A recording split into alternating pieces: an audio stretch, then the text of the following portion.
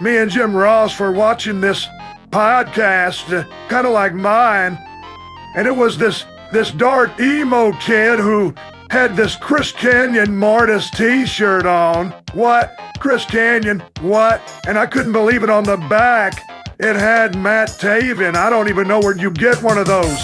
What? The Purple Warrior from DCW, Danny Vallow, Dill Von Satin, Dylan, whatever the hell you want to call him. And then his partner in crime, one of the biggest AEW marks I've ever seen. One of the biggest AEW marks, I'll tell you what. She loves Jack Perry. What? She loves Kenny Omega. What? She loves the Young Bucks. What? She loves Okada. What? Her name was Lyssie. Oh my God, it was the Talkin Wrasslin podcast, and you're all about to take a listen to it right now. Oh, hell yeah. Hello, hi. I'm gonna try to get through this as much as I can here. I was down with the sickness. Ooh, wah, ah, ah, ah. Get up, come on, get down with the sickness. Now, Dylan, why would these... Shit, I already fucked it up. I was gonna say, why are these people gonna care if they don't know who you are? But I just said your name. I'm Dylan. Is that the new Neff beanie? Yeah. The logo's different. Yeah. I know, it's crazy, right? End of an era. Anyway, that's Lyssie. I'm Lyssie, hello. We got DCW War Party on. We're ready to record this podcast. It's the 1 year anniversary. The day that we're recording this. Technically, even though it's episode 51 and we are a weekly podcast, we did take some time off during the holidays, but this is technically the 1 year anniversary. Yeah. So happy 1 year to Talkin Wrasslin. We talked about a lot. A lot of wrestling. And we're going to continue doing that. Thank you, everyone, for being there for us. Thanks, Bryce. Thanks, Bryce. Anyway, Lyssie. Hi. How's been your week? Well, a lot of work. Wait, I kind of fucked this up. Sorry. Oh.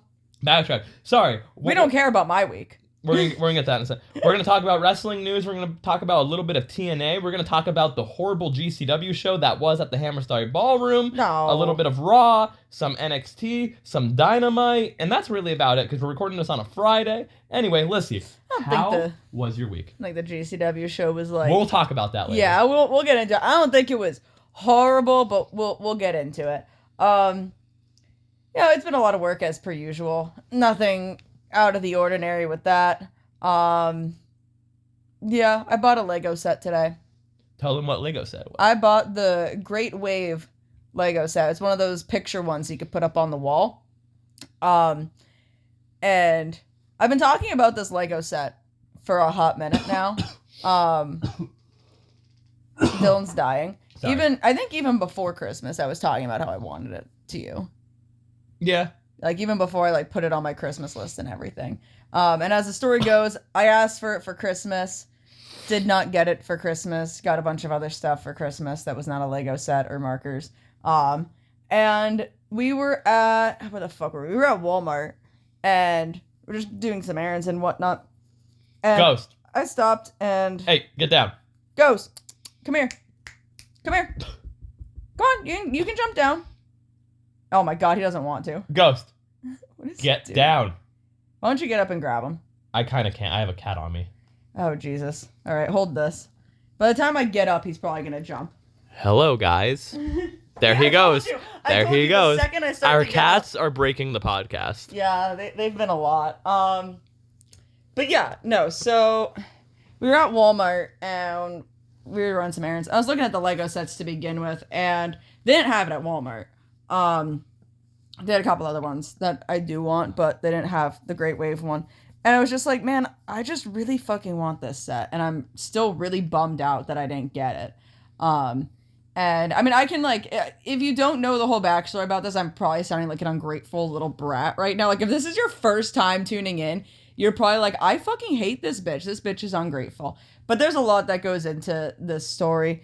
You gotta listen to the podcast in chronological order. Yeah, you need to know the lore. To understand a lot of things between us. But, I'll at least give a little breakdown for anybody who might be tuning into this for the first time.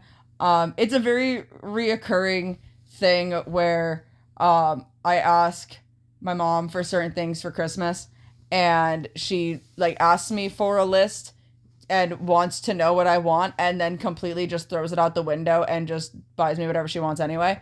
And it's been like this for years, so I'm not like surprised about it in a sense. Sometimes she does surprise me though, like we were even talking about today. Like I think it was last year she got you a Hook figure, which I did ask for you, and she got that for you, which was kind of surprising. Yeah, again, not to sound like an ungrateful asshole, but so she got me a Hook figure last year. And this year she got me boxes of chocolate. Yeah, and The fuck? I sent her something for Dylan, and I sent her a Saquon Barkley shirt. Like it was just like a kind of like a jersey shirt. Not like 100% a jersey shirt. It had like the Philadelphia Eagles logo. I think it was a throwback. It was like a baseball tee, and on the back it had Saquon's name and number. It was pretty cool. It was a really cool baseball tee. And I was like, oh, this is nifty. I think Dylan will like this. Sent it to her and was like, hey, get him something, like get him this. If it's out of stock in his size, because the NFL shop typically does run out of sizes pretty quickly, especially around Christmas time. So like if it's out of stock in his size, just like text me and I can send you another Eagles shirt, or like Eagles stuff is great to begin with. Completely disregarded it and literally just got him a box of chocolates. So it's just, and Dylan doesn't even like chocolate. Dylan doesn't really, well, it's not like you don't like chocolate. You don't eat chocolate often. I don't eat chocolate often. So it's one of those things. But anyway, basically, long story short, if you don't know the story, it's very much of just disregarding anything about anybody that she knows and is thinking that quantity is better than quality. I'm gonna tell your mom that I went vegan, and she's gonna buy a steak. I'm gonna say I'm vegan straight edge. Oh my god, she'd buy us weed, alcohol, and steak. She would. That's crazy. That's such a good idea. Actually. It is. I'm gonna tell her I'm vegan straight edge. She probably doesn't even know what that is. I don't think she knows what vegan is. No, she probably knows what vegan is. She probably doesn't know what straight edge is. Probably not. But anyway, and I have been upset about this since Christmas, which again, like I wasn't surprised about it, but it was just one of those things where it was like, this was something I really wanted. Like I really fucking wanted this. And maybe I shouldn't have asked her. Maybe I should have just like, well, I wasn't even going to ask my dad for it because my dad was helping us with stuff for moving. You were better off asking your brother. I was better off asking my brother. But I was like, my mom last year was on this big train of buying things from Amazon. Why didn't Dylan get her it? Well, because I got her a ring. Yeah, don't just propose in case to me. People don't know the story here. Yeah, don't propose to me. So I got her a ring, goddammit. And you got me an Orville Peck vinyl. I did. So, in fairness. I did.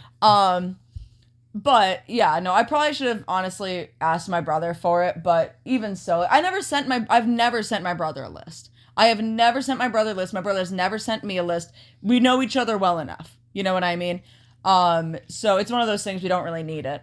But anyway, my dad got us stuff for the apartment, which was way more than enough. And, you know, I fucking appreciate that so much. Like my dad got us like a microwave and a vacuum and cleaning supplies and like all that stuff that you need.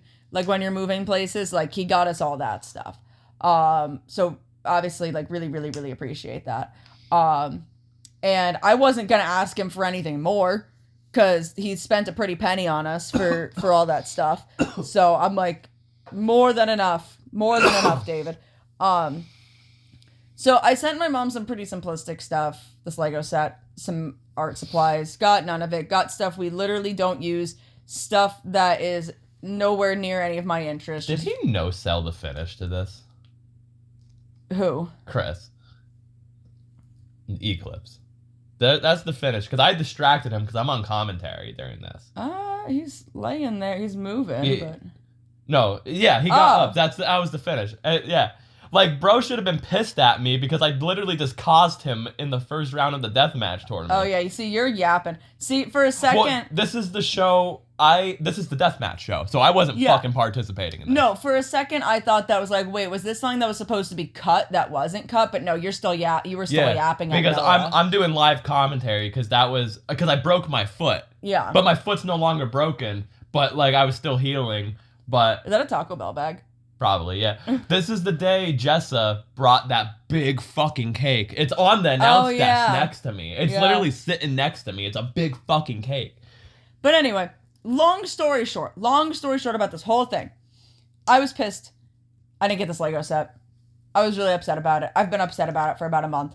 And I said to Dylan, I should have got it that one day when we were at Kohl's and there was a sale going on the Legos and it was there. And I think it was like a crazy amount off too for Legos. Like I think it was like $60.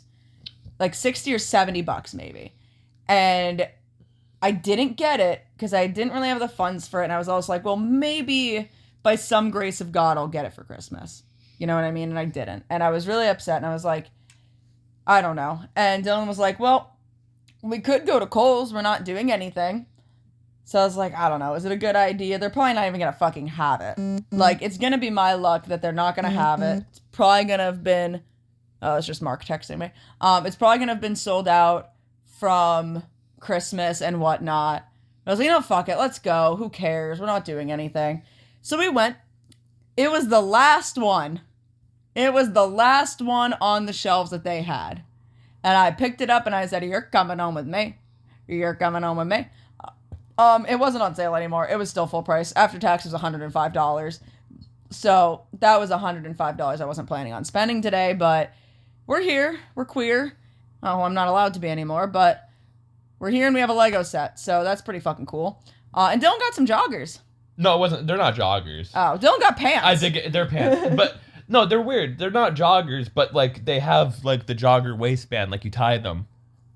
Yeah. They're camo pants. I needed a pair of pants for work, and those were actually like pretty good looking pants. Mm-hmm. And especially, we're in a fucking shitty world. Might as well dress the part so I don't get hate crimed. Yeah, I'm not following suit with that, man. I don't wear camo in the racist way. I wear camo. This is gonna. There's an argument for this already. I don't wear camo in the racist way. I wear camo in the black metal way. And then there's the argument, Dylan. What do you mean by that? Yeah, no, I would say more so. I wear it in the hardcore way. Yeah, but there's still kind of an argument. Yeah, for that, there's an argument for everything. There's an argument on both of them. I would say that there's a heavier argument for the black metal one. Yeah. A much heavier argument on that. There is. Dylan, like, what you mean? Oh, so you're satanic and racist is what you mean. What you mean? But no, aside from that, my week's been alright. I haven't honestly, last you heard from us was Monday. And it's Friday now. So really not a whole heck of a lot's happened in the past couple of days. So nothing crazy. Dylan, how's your week been? Oh, it's been hell. I don't know if I had COVID or not. It probably did. I don't think I did. Definitely did not have COVID. But I survived the flu. I'm a flu survivor. You did not have the flu. I was on my deathbed dying. I was struggling to sit up and talk and even eat food and go to the bathroom. I was mere moments away from death. Dylan had a stomach bug and a case of the sniffles, like yesterday. Like, literally yesterday he got sick. No, I started getting sick. I felt it a little bit on Tuesday, and then it kind of got a little bit worse as Wednesday went on. And then Thursday happened all day, and it was a mess. So, Dylan's been sick since yesterday, and... I've been dying. I'm okay. We got through it. I survived. He had a case of the sniffles. I won the battle. He had a case of sniffles and threw up once. That's what happened. The throw up was a cause of Dayquil and raviolis. I don't think that is what it was. No, it was. I know what I puked. I saw what I puked. No, that doesn't matter. What I'm saying is, your body probably was trying to get out whatever, infection was in there. And sometimes when your body needs to get stuff out, that's either going to be shitting, which you were shitting a lot. Oh, I was shitting. Yeah. Or vomiting. But no matter, every time I get sick, I know this sounds disgusting, people. I'm sorry. We talk about wrestling. Hope this is your first episode. Jesus. That's disgusting to begin with. Wrestling's nasty. It's gross. But every time I get sick, I have the shits. And, I know when I'm getting sick because it's one of those things. This sounds fucking weird. So I end up farting, right? But I don't have to shit at all. But when I fart, oh boy, it sounds like something up my ass is dead. Yeah, that's a very common thing. And then I start shitting, and then I feel better. Yeah, because your body's trying to get out everything, which is why, poop it out. when you're sick, you can't really keep much down because your body's trying to get out, everything, like clear your system out basically. I had a hard time eating chicken noodle soup yesterday. Yeah, I told you, like, your body's working on overtime when you're sick. Basically, it's fighting off any infection. So, like, that's why you're always so tired. Bro. That's why you get a fever and everything. Like, that's... So Chaos rolls in the ring here, right? Oh, God. And he tries doing the Bray Wyatt spider walk. Bryce, DCW War Party timestamp 1514. Again, 1514 DCW War Party. I can do that. He tried doing the Bray Wyatt spider walk, and he couldn't get all the way up. I could so do that. He could not get... He gets in the ring to do this. Mid-match. Am I filming this? Yeah, you're filming this. Oh, God. This is when you had the safety glasses on, remember? Oh, yeah. He can't even get up at all. He can't get up at all. Oh, my God. I don't know if I talked about this last time on the podcast, but I got into a planking competition with Yeah, this was wild. With Dylan's brother and his grandmother. Yeah, you guys were just planking on her kitchen floor randomly. Because your brother was like, I think he was saying about how he could outlast your grandmother in a plank or something. Well, first he asked me, he was like, you think you can beat me in a planking contest? I was like, Gavin, my one elbow is completely fucking shot. Yeah. I will not be able to plank. He goes, really? I'm like, when I dislocated my elbow, dude, it's fucked. Like, I probably would be able to do it for like 10 seconds. Mm-hmm. And I was like, Gavin, I could definitely outplank you. And he was like, no way. And I'm like, yeah, I could. And then your grandmother got roped into this. So well, yeah, she was like, I'll plank. Yeah. So we had a planking competition. My grandmother's like in her early 60s. Yeah. And it was so funny too, because I think your stepmom and I don't remember who else was outside with her, because I think your dad was in here in that room when your this dad happened. my dad was egging it. My dad was like, we're doing this right now. Yeah, because your dad was standing in front of me when I was playing. My dad organized this. Yeah. He was like, we're doing this right now. I don't remember who she might have been. I think she was outside with your grandfather. Yeah, that's what it was. She was outside the grandfather.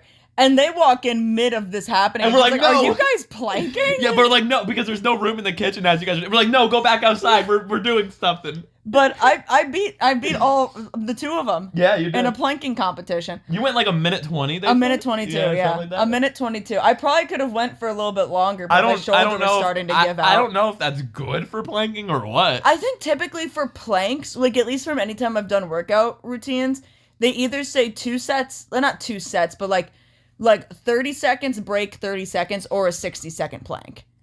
So I surpassed that. Yeah. But I don't really know. Like, I definitely am not the world's now imagine if longest. you had the Edge and Christian fucking like dings. I know, I could go forever. You'd be able to go forever. That's the whole point of it. I could probably go forever. But no, it wasn't even my elbows that were hurting me. It was my one shoulder started hurting me. So I was like, all right, I'm gonna go down before this gets any worse. But fucking plank. That was fun. What the fuck, man? That was a fun thing that happened. Should we talk about wrestling now? I guess. All right.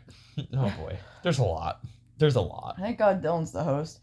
Also, in case anybody is wondering, my beverage choice of today, which is not sponsored, of course, is bubbly sparkling water, and it is the coconut pineapple flavor. If you are a fan of a pina colada moment, this one's for you.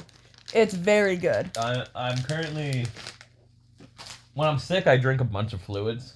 But now I currently am drinking a Coke Zero, but I do have a Sprite Zero, and I do have a water, and I'm also sucking, I don't know what it is, a Hall's Cough and Throat Relief Strawberry Cough Drop. Because they were out of the strawberries and cream ones. Yeah. Those ones are still good, though. Mm-hmm.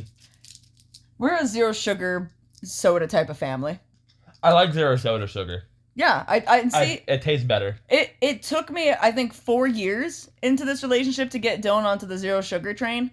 Like, he doesn't drink energy drinks anymore, but I could probably swing him into zero sugar energy drinks if he still was. But zero sugar soda is so much better. I'm a straight edge vegan. I don't do energy drinks. All right, let's get on with this. Anyway, wrestling news. There's Britt Baker drama. There's always Britt Baker drama. But I got screenshots. Her last words in AEW was "nobody cares," by the way. To our knowledge right now. Mm-hmm. So, this is from PW Torch. So, Pro Wrestling Torch. I'm going to try to read this to the best of my ability. Do you want me to read it? Yeah. It's this one, and this one. Oh my fucking God. Whoa, make sure you didn't just stop recording that. No, we're still going. So, from Pro Wrestling Torch. She might be done with AEW. At least that's the feeling I'm getting from talking to people in AEW, is Tony Khan might have her in the same category as some other wrestlers where they just don't get phone calls and don't get called in to show up. There's a lot of frustration with her, I'm told, and I've heard this pretty consistently. She's wildly unpopular in the women's locker room. One person said no one ever wants to see her come back, speaking of the women's locker room. Now, that's a bold statement, a bold, broad statement. I can imagine somebody on social media going, I'm a women's wrestler in AEW and I want her back. Okay, fair enough. But I'm just telling you, somebody's perception is nobody wants her back, and that's how bad it is. Somebody is willing to tell me that. There was the incident with her and MJF, and I'm told that factors into her being off television, but there are other issues with her that have just come up. She has been increasingly difficult to work with in a general sense. She has always had a reputation of being difficult to work with. There was a specific situation recently, not counting the MJF situation, where people just threw their hands up. It wasn't like a huge deal, but it was enough to sort of be the straw that broke the camel's back in that terms of feelings. Just like, you know what? We've got a strong women's division now compared to when she was on top, and we don't need to deal with her if she's going to be this difficult to work with. So that's where they're at with her. I'm told the Adam Cole situation is not stopping her. There should be no heat on Adam Cole. He has absolutely nothing to do with her being on TV. Obviously, she had some standout moments in AEW and became a star and was seen as a centerpiece act.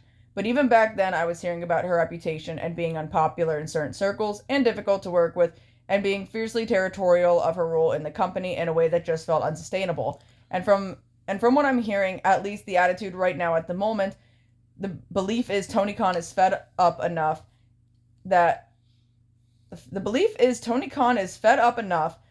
he is just going to focus on his TV time on others. I don't know what that means in terms of her pay and her contract, and it's possible eventually things will change. At this point, in asking around, you should not expect to see her back immediately. Well, goddamn, pal.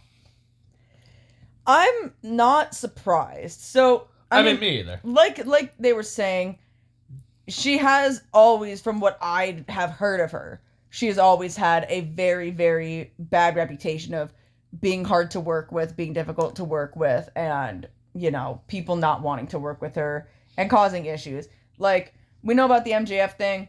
We were kind of aware that her and Jamie Hayter had a falling out, and they were supposed to have, like, a huge storyline and shit. And I know they say don't blame Adam Cole. I'm not, but, like, the whole Adam Cole debacle, her and Adam breaking up, that could also... That could lead to tensions. I don't know why they broke up, but maybe being together a lot could be a reason.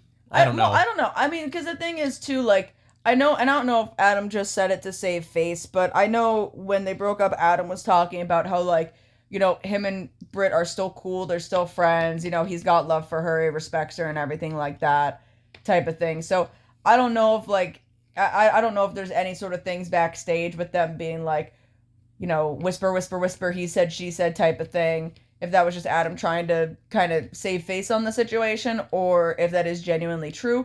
I don't see a reason as to Adam Cole lying for anything like that. Adam Cole seems like a very genuine person, and I feel like if there was beef, he probably wouldn't even speak on it, and if he did, it might just be something like, you know, people grew apart, this, that, and the other thing, but things are what they are. You know, I don't think he would have went in depth with it. I mean, I don't know Adam Cole personally, but just from what I understand of him as a person, he just seems very genuine, so I don't think he'd really go off and lie about anything like that. But even so... There was, like, a lot of IWC drama about, like, one dude false reporting that, like, she cheated on him. And, like, she flipped out on him and shit. Yeah, I saw her post saying that she's never cheated on anyone. Yeah. So, you know, there's that. But basically, I mean, I'm not surprised in the slightest. I've gone through weird phases with Britt Baker. When I first started watching AEW, I didn't like her at all. I saw this coming once Mercedes came in. Yeah, I could definitely see that. Because that's Tony's new favorite toy. But, like, you know, I didn't like her at all when I first started watching AEW. And then, like, she kind of grew on me a little bit to where I was like, okay, like, I get it. And then, like, as time went on, I was just kind of like, I don't get it. I was like, I kind of got it. But, like, here's the thing. Not to be, like, a dick. I don't think Britt Baker's a bad wrestler in the slightest. But I definitely don't think she's anywhere near the best women's wrestler that they have in AEW. Like, not even top 5. Maybe not even top 10. Like, if I were to sit here and really think about some of the people that I think are the best women's wrestlers in AEW, I would say, like, Hikaru Shida, Chris Statlander, Willow Nightingale. This is when Dylan will pull up the AEW roster. What did I say? I said Hikaru. We always do this. Chris, Willow. We'll go to the women's roster. Jamie Hayter, Julia Hart. Like, I don't want a stupid fucking ad. Let me just fucking. I'd even put out there Mercedes is better than her. Oh, I'll say that 100%. I'll say Mercedes is better than her. Like, even though you have to scroll down past the men, it's separated. Even though I don't like Mercedes at all, I think she's like top 5. Oh yeah, Rio's better than her. Okay, it's not getting too good. No, I would argue Rio is way fucking better than her. God, there's a lot of fucking people on this fucking roster, bro. You're getting there. I'm in the M's. You're getting there. Fuck. Keep going. Just keep scrolling. Tony, fucking get rid of these people. Okay. Well, Abaddon fucking sucks. And S tier, A tier, B, C, D. That's what we'll do. Oh God. Abaddon. F. I'd say D. F. I think they have potential. But I haven't seen any of their stuff outside of AEW. They're only ever featured when it's like Halloween time. You know what I mean? Yeah. And I think that they're fun enough to watch, and I don't dislike the gimmick, but I just haven't seen enough of their stuff. I think it's cringy. Anna J. A. I would say A. Athena. A. S. A plus. I'd put Athena in S Not tier. S, but close enough. Britt Baker. F. F? No, I won't put her in F tier. C. Yeah, C. She's a middle of the road wrestler. Deonna Purrazzo. C. Yeah, I think she's good. I haven't seen enough of her. I don't really like her promos either. I'm not going through like all of them, like Diamante, like Emi Sakura.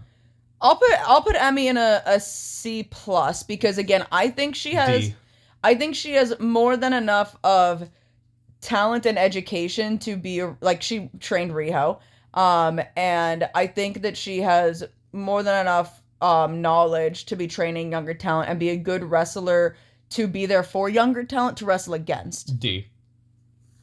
Harley Cameron. I like Harley. I'm gonna put her in C for now. I'm gonna say C plus. Yeah, C plus is fair because again, I always say it. She has potential. She does. It's just the way that she's being booked. Karashida. S. Yeah, S. Jamie Hayter. S. A. Julia Hart. A. B. Because she's got room. B. I'd say A. Karen Jarrett. S. S plus plus plus plus. Chris Statlander. S. S. Mariah May. A.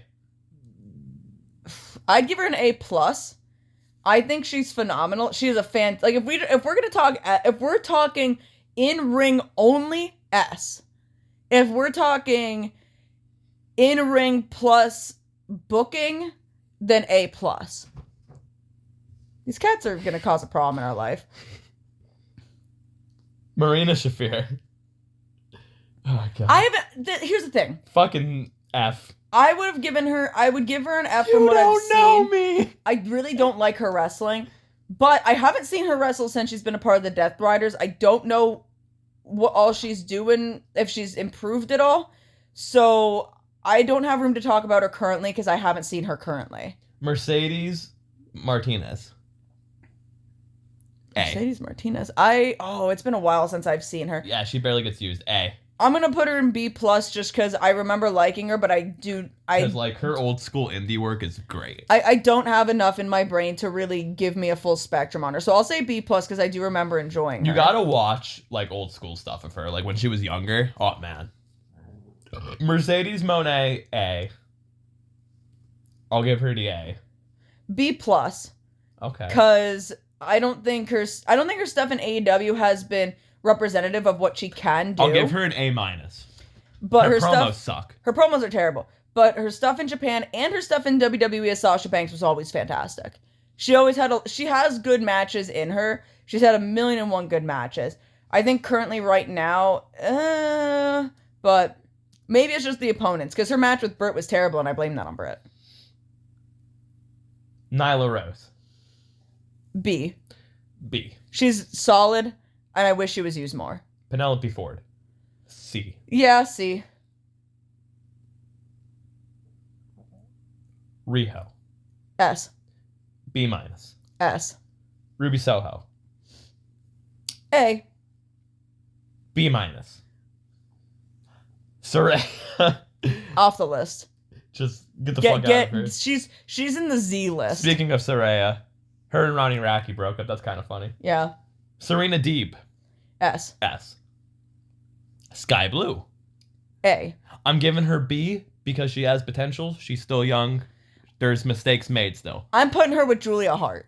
Okay. In my A tiers of like, they're both very young and they are both exceptional for their age, and they do have room to learn, but with how good they are at their ages is why I'm putting them in A, because they are phenomenal already. Ty Mello. Ty Mello, ooh, B plus. No, A minus. A minus. B minus. Really? Mm-hmm. I really like watching her. Taya Valkyrie. I haven't seen any of her stuff out of AEW, so I really can't D. give this as a fair. I'll give her a C, because D. I heard she was really good outside of AEW. Thunder Rosa. C minus. Or D plus. C minus. Tony Storm. A. S. A. Oh. A. A. Why? A. Why an A? When she's timeless, S. The 80s rockers, A. It's not as good as Timeless, in my opinion. It's not, but it's fun, and I don't know. She does it so well. She's all of her gimmicks that she has had in AEW, she is knocking out of the fucking park. I'm giving her A plus. I'm giving her S. A plus. Willow Nightingale. S. A plus. S. There's no room to argue. S. That's all the women. I guess we'll make it fair and do the men, right? It's only fair, right?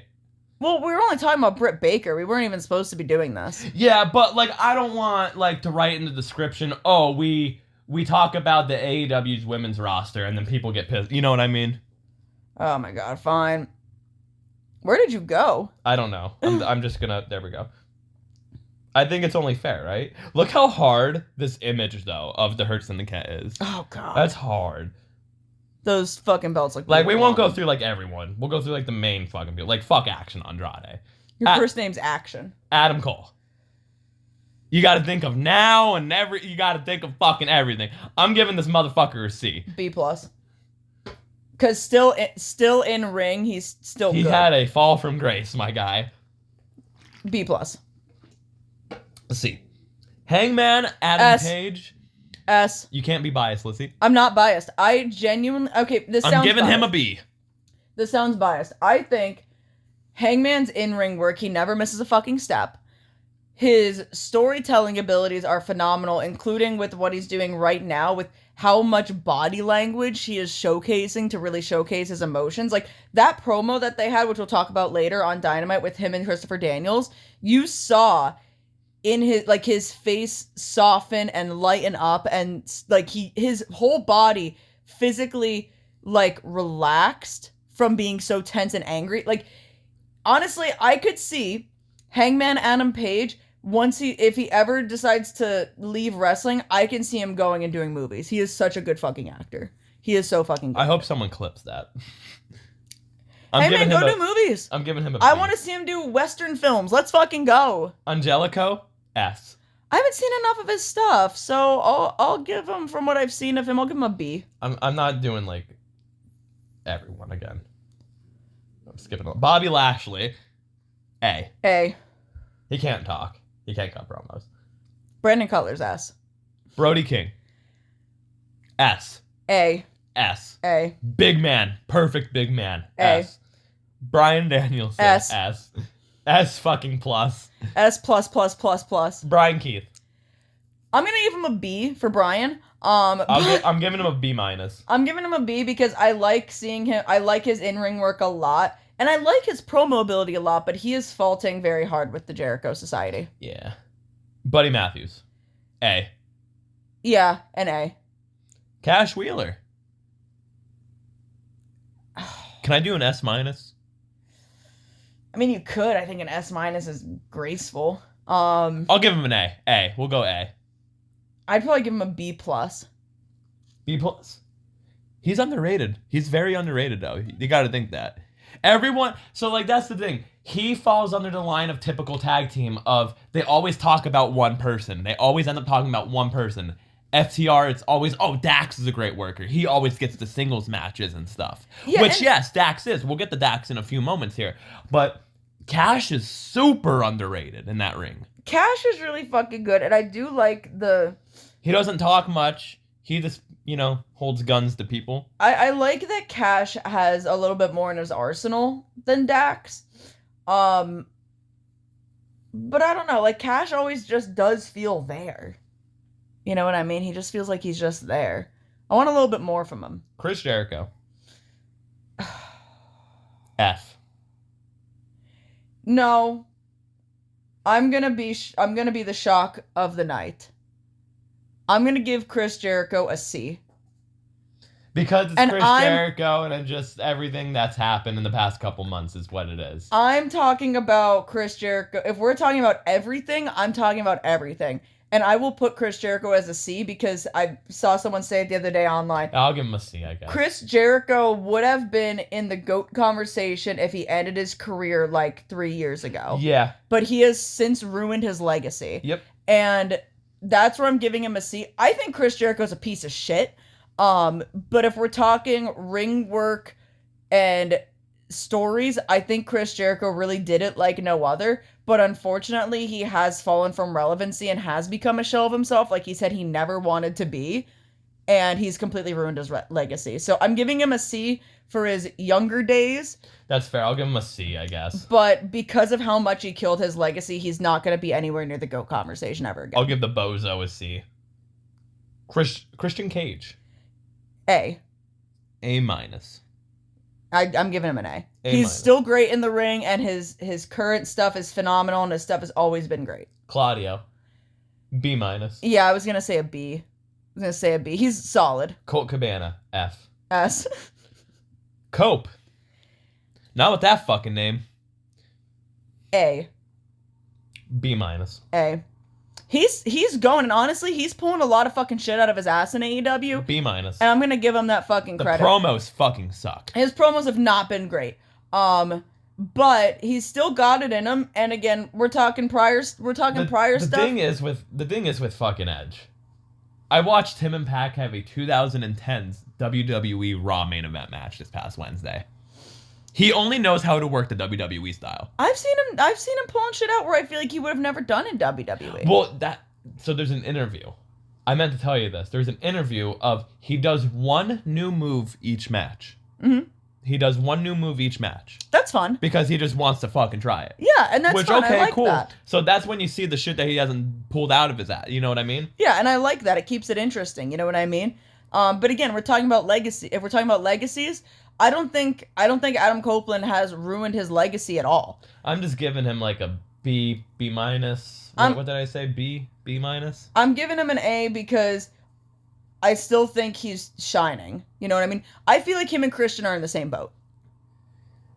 I think Christian's edging him out. Christian cuts a better fucking promo. Yeah, but I feel like in retrospect of their careers and right now, they're still doing really good stuff in ring and whatnot, and I feel like they're about the same with it. This is a serious one. Like, this isn't me joking. Danhausen. I genuinely want to know. I feel like I haven't really seen enough of Danhausen's in-ring stuff. And with that being said, I'll give him like a B plus because The picture fucking disappeared, but it's still rolling. Oh, yeah, it does that sometimes. Oh, okay. It just resets itself for whatever reason to the back. It's still fine. Oh, okay. But I like the comedy stuff a lot. And I know Danhausen can actually wrestle, and he can be like a super serious fucking killer in the ring. And I like that. I like that he can do the comedy and he can have a good match. I just haven't seen, I feel like, enough of his in-ring work to really solidly say how like where I feel like it falls. So from what I know, I'm gonna give him like a B+. I'm giving him an A-. Okay. Motherfucker sells merch like a motherfucker. And that's true. He's over. over. He's over as fuck. Enough said. If you're fucking over, there you go. Daniel Garcia. B. B-. Darby Allin. A+. A. Really can't cut a promo. No, I think he's gotten a lot better with promos. He's not the best promo. I'll say that much. Yeah. But I feel like he found his niche in his weird way of cutting promos. He cuts a good promo when it's one of those, like, I'm gonna fucking kill you promos. Yeah. And but, like, if it's I'm gonna go climb Mount Everest, I might die, no, that's not a good promo.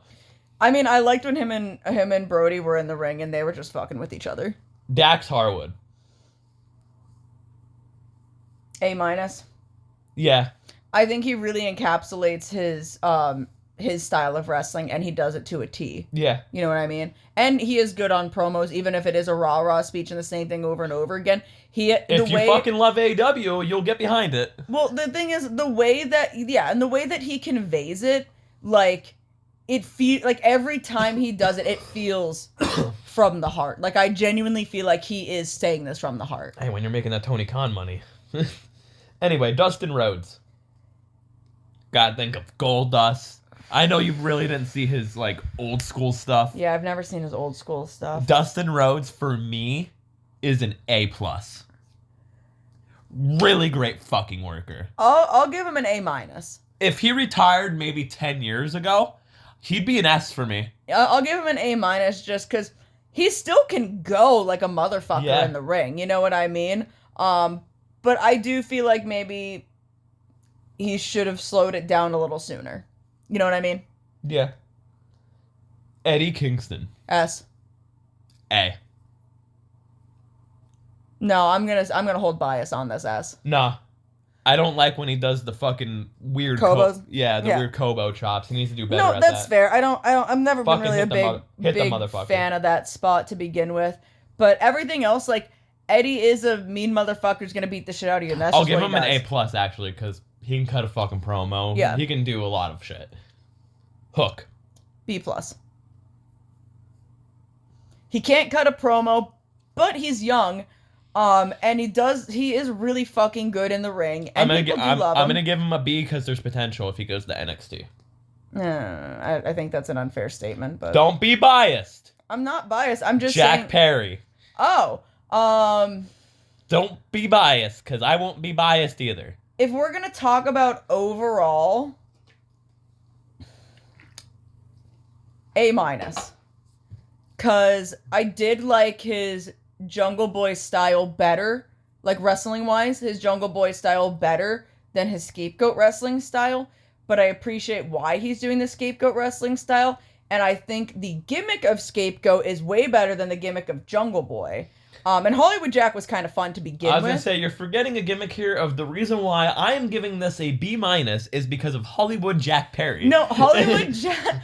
That's the only reason why he is getting a B- in this. Hollywood Jack was so fucking funny in the worst way possible. Like, it was so good. I enjoyed it. It fit perfect of what he is as a fucking person.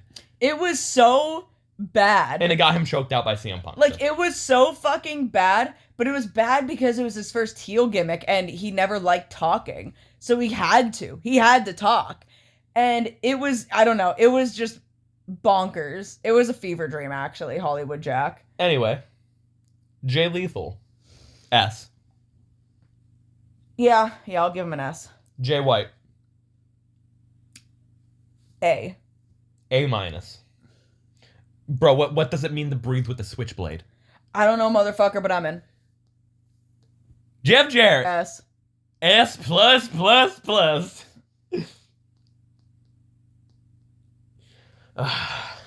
John Moxley, C-. No, B+. C-. B+. C-. Juice Robinson, S. B. Juice is an Wait, S no. tier. I'll give Juice an A-. I'll be nice to Juice. S tier, because his promos get me fucking going, and he's so fun to watch in the ring. He is so fucking fun to watch. Shibata. A. Yeah, I'll give him an A. Okada. A. A+. Kenny Omega. S. Yeah, I mean, I'm not Bro- even trying to be biased. Bro just jumped. We'll talk about this in a minute. But bro fucking just came back from getting his guts removed and jumped off a balcony. I'll give him an S. Nothing. Fuck it. The thing is, here, and all He I will almost ever died. all I will ever say in the argument is Kenny Omega wrestled with a hernia, a fucked up shoulder, and vertigo for 3 fucking years straight and did not say a fucking word about it. And then once he lost the world championship, was like, I guess I'll go get figured out. I might be a Cornette fan, but at the same time, Lyssie can confirm that I like Kenny Omega. Kenny, I will say it till the end of my fucking life. Kenny Omega has been, and always will be the best wrestler in the world. Is he the best wrestler in the Elite? Yes. Yeah? Hands down. Hands down, Kenny's the best. Takeshita. A+. I was gonna say A+, but S. I'm giving him an A. S. Kota Ibushi. B. B+. No, I'm gonna move it to A- because I gotta think about his stuff over in Japan. So A-. B. Kyle Fletcher. A. He's still young. There's potential. A-. I'm giving him an A because he's, again, the hair, not it though. Same thing with Julia Hart and Sky Blue. Like, yeah, he is still young, but from what he's already showcasing, you know what I mean? Kyle O'Reilly. B+. B.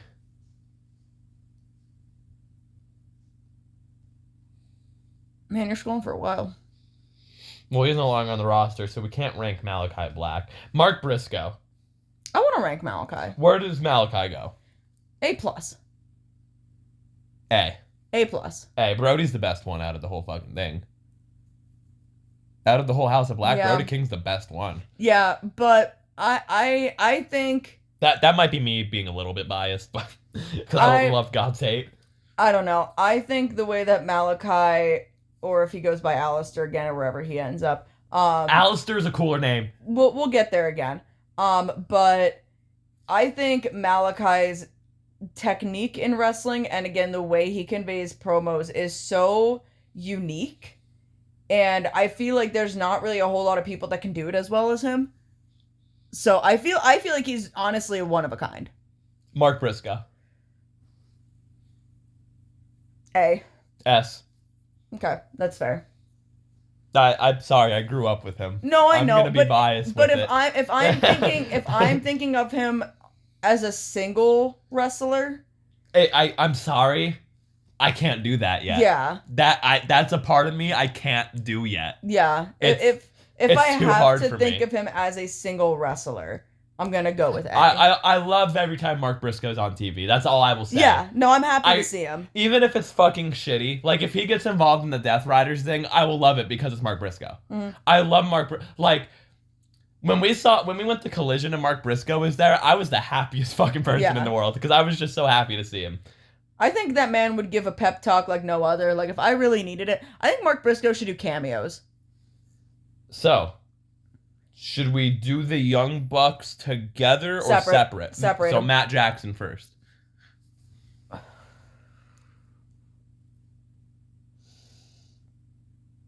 B. A+.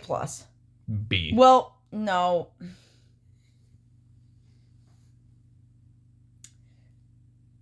S-. And let me explain from not trying to be biased. Because, well, I mean, I've explained this 1,000,001 times.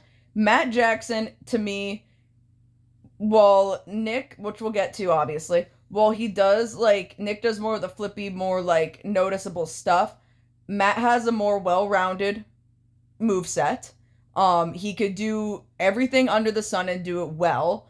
And he is a much better fucking promo. Like, Matt Jackson will cut a promo that makes you want to punch him in the fucking face. And he is so fucking good at that. Like, he is really fucking good at that. So I'm going to give him an S-. I won't give him a full S, but I'll give him an S-. I'm giving him a B. Nick Jackson. Nick's an A+. Nick's an A-. Nick's an A+. Nick is a better worker, regardless. Nick, again, can do more of the flashy, fun stuff that you like to see. Nick can't cut a fucking promo. He's not good at... He was good at it with, like, the EVP stuff, where it was like he just got to yell at people and then like, I'm sorry, my brother's a bit of a hothead. He was just doing Tony Khan. Yeah. But, like, anything else, like, Nick is not a good promo.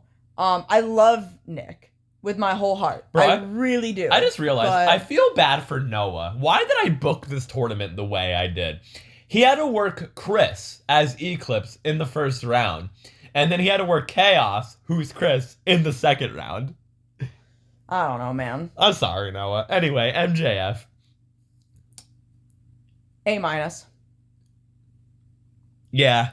He can cut a promo. Yeah. It's just recent things. Recent things haven't been great. He can cut a promo, though, and his in-ring work is always spot on. We'll do it, because he's right here. Brody Lee.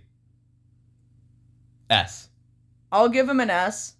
I haven't seen enough of his stuff, because I... Oh, big man working, bro. I know. You know. I got into wrestling a little bit around the time he passed. I don't think I've ever gotten to see one of his matches on AEW when I was watching AEW. Even when he was Luke Harper, though. I wasn't watching when he was Luke Harper. That's true. So I've only ever seen like clips and such. I do need to go and actually watch when Brody. AEW finally uploads the pandemic era stuff on Max. I need to watch Brody Lee matches.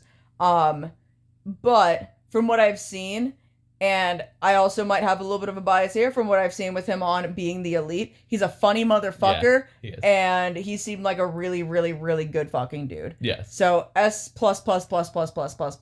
MVP. A. Yeah, A. I'm only giving him an A because age slows you down. Don't even matter, dude. His promo ability carries him. That's what it is. His promo and he barely wrestles now, too. Yeah, that's the but when he did wrestle, he was fucking phenomenal. Yeah. I mean, he did Bloodsport, too, which is just crazy to begin with. Nick Wayne. A. Same thing. Young. Very young. B. He's great so far from what he can do, though. B, because he's very young, and I can tell Christian is, like, teaching him. Mm-hmm. So... maybe we revisit this a year from now or something. I don't know. And we see where it stands. Orange Cassidy. A. D. You see, you can't be biased. I'm not. I think Orange has a fun in-ring style. Don't go on the table. I think Orange has a fun in-ring style, and he doesn't cut promos really, but when he does, they're funny. But when he does the serious ones, it kind of makes you go like, oh shit, you know what I mean? So I'm not being biased when I give him a D. You see one Orange Cassidy match, you see in the mall, he barely cuts promos. I still don't understand the fucking gimmick. I think it's actually fucking stupid. So that's fair. And he gets used on TV every fucking week, and it's ridiculous. Like, I haven't seen him the past couple weeks. That is true. I will give him that. He has not been there, but like for the longest time, he was being used every week, and it was very annoying. Well, here's the thing: he was a defending champion, and it was very annoying. But he made his statement of just like, I'm going to defend. Because wasn't that when MJF was champion, and he was like, you guys deserve a champion that's gonna defend? Kind of like the whole like Seth and Roman thing, where it was like, I'm gonna defend this belt. It was fucking ridiculous. Anyway, Pac. B. Yeah, I'll give him a B because I wish I saw him more on TV. I really do, but I love watching him. Powerhouse Hobbs. C. I don't think Hobbs is a bad wrestler at all. Yeah, that's fair. I think he gets lost in the shuffle a lot. He's just not the guy. Yeah. They're gone. Ricochet. C. Roderick Strong. B. A-. B. A-. I think Roderick Strong's in-ring ability is going to carry him over any bad gimmick that he's with. but I do think that the gimmick is harming him a little bit. I think he should be taken a little bit more seriously in AEW. But his in-ring work is so fucking good. The end of Heartaches is one of a great the move. coolest fucking finishers I've ever seen in my life. All right, without being biased, Sammy Guevara. C. C minus. Because he is spectacular in the ring. I will give him that. He is good at what he fucking does. I don't like his promos. I think he should just go back to not talking and having the fucking cue cards. I'm enjoying that he's just on Ring of Honor because I don't watch. Yeah. And I think I don't want to judge somebody by all of their past mistakes, but he's made a lot of bad fucking past mistakes to make him look like a little shithead. And like, yeah, you can use the excuse that, oh, he's young, and yeah, I get it, but you're a professional wrestler. Grow the fuck up. Yeah, I don't want to like keep that over his head, but he seems like he continuously makes a lot of dumb fucking choices, and he needs to get his head on straight. Samoa Joe. S. S. Shelton Benjamin. S. Yeah. Sting. S. S. S for Sting. Stokely Hathaway. S plus plus plus plus plus plus plus. Swerve Strickland. S. I'd say A plus. I'm giving him an S. But Swerve's fucking great. Yeah, no, that's fair. Swerve's fucking great. The Beast Mordos. S. S, really? I'm giving him an A. No, I'll give him an A. Because like, what the fuck's the Roar! gimmick, bro? Like That's what? the gimmick. Like what is the gimmick? The gimmick is roar. The Butcher and the Blade. S. No. No, they're S, bro. No, they're not. Bro, they're badass motherfuckers. They are. Honestly, Butcher and Blade, I'll give a B plus. I'll give a B. That's like, I'll give a B. I'm plus giving them a too. B. And that's for Butcher and Blade. The B for Butcher and Blade. Trent Beretta. S. All right, you're crazy. No, I will, he's a fucking B minus at best. I'm giving him an A. I really, really, really love seeing Trent Beretta work in ring. I think Trent Beretta is so fucking underrated. B minus at He's best. so fucking underrated. Well, it's everyone's favorite emo character, Wheeler Yuta. Wemo Yuta? Tonight will be the night that I will fall for you over again. Am I crazy in saying that Wheeler Yuta's a C? No, because that's what I was gonna say. Because he's good, Wheeler but useless. he just doesn't have the charisma for me. He got nothing. If Wheeler Yuta could cut a promo and had a little bit more charisma to him, I think it would really amp him up for me. But he's a C. And the last one, Will Ospreay. S.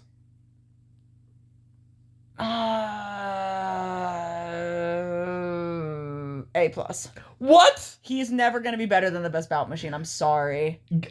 I'm sorry. Wow. I like Will Ospreay a lot. Unbelievable. I think he is phenomenal. Say that on Twitter right now. Fucking engulf Twitter in the flames. He will never be better than the Best Bout Machine. Wow. I'm sorry, but Will Ospreay could probably have two feet of his fucking intestines taken out and be like, yeah, I guess I can do some flips, and then like maybe not. Jesus. No, I'm kidding. I do agree with my A plus stance though on him. I do think he's fantastic, I'm giving him an S. but Giving him an S. He's the GOAT. if I'm gonna give Kenny Omega an S, I can't give Will Ospreay an S. Unbelievable. I can't. Unbelievable. I can't. Anyway, That took up way too much of our fucking that time. was a nice segue, though. That took up way too much of our time. It needed to happen. It's okay. We got through one thing. It's okay. We are almost an hour into this, and we got through one thing, Dylan.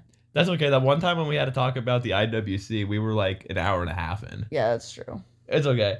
The last podcast episode was short anyway. We gotta make up some time anyway. Nah, that's true, I guess. I think people will enjoy this list.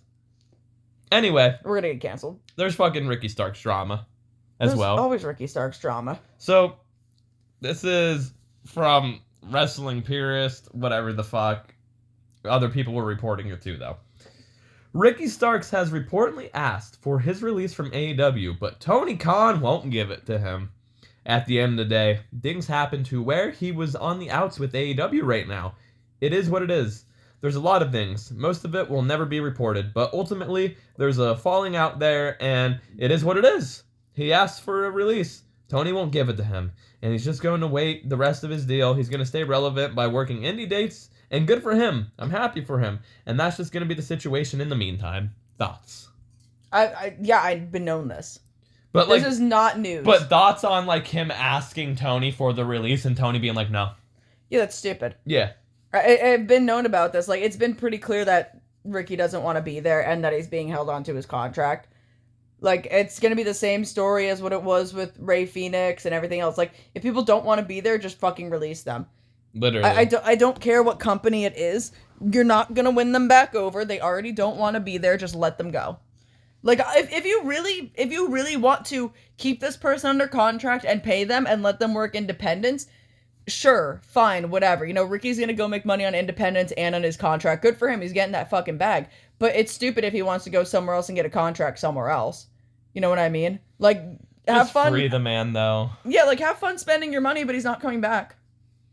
Just free the man. Anyway, moving on to more Tony Khan drama. Tony Khan not letting AEW talent work shows in Vegas WrestleMania weekend. / young talent in AEW. I have 2 screenshots here.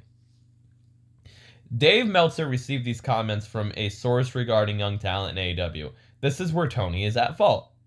I appreciated the radio show comments young AEW talent needing to work. It's so true, but nobody seems to be able to get through to Tony on this end. And it's not entirely on the company. You have to remember the position these guys are in. Yes, Top Flight needs more ring time in front of an actual live crowd, not a couple hundred waiting for a taping to end at 11:45 p.m. But these guys are also making well into the 6 figures that aren't going to hustle for indie work or push Tony about it. Very few indie promoters can afford what the AEW guys want to charge. I get why they don't want to be out there hustling for $250 each when Tony's paying them whether they work or not. It's the perfect type of shows too because it won't be filmed and it'll be in front of a smaller, super hot PWG-esque crowd. The type of atmosphere these guys need to be performing in front of. But instead, they'll sit home or work a 3-minute Ring of Honor match in a random city in front of a comatose crowd. Maybe their only match of the month. This is where Tony's at fault because Tony needs to be the one telling these guys they need to work. It's part of their job because it's AEW's future here. So, thoughts on that, and then we'll go into what was reported about Tony not letting talent work, which was literally Tony just not letting talent work over WrestleMania weekend, so I really don't have to read anything. No, I agree with Dave on this. This is a Dave W. Like, here's the thing. You can't expect young talent to get any better not doing anything. And the thing is, like, if we're gonna use Top Flight as an example, just because that's what Dave was using. Yeah, I think he was just using Top Flight as an example. Like, let's just continue with that example. People love Top Flight. Like, whether you want to admit it or not, I know you don't like them. I fucking hate them. But people fucking love Top Flight. And I think Top Flight's good at what they do. And I feel like, especially with their style of wrestling, really encapsulates what AEW's, like, mission was about. And I feel like not featuring somebody like them to the caliber that I feel like they could be more so showcased to is kind of fucking insane. Like, it's bad on Tony because this is what a lot of what your audience wants to see. They want to see guys like this.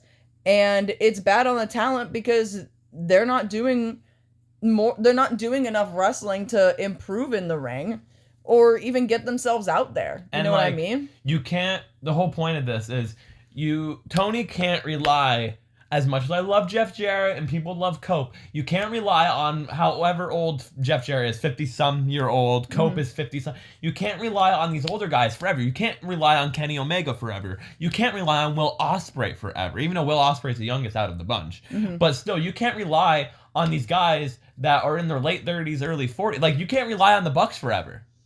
That, like, Tony has to build up young talent. And he's not.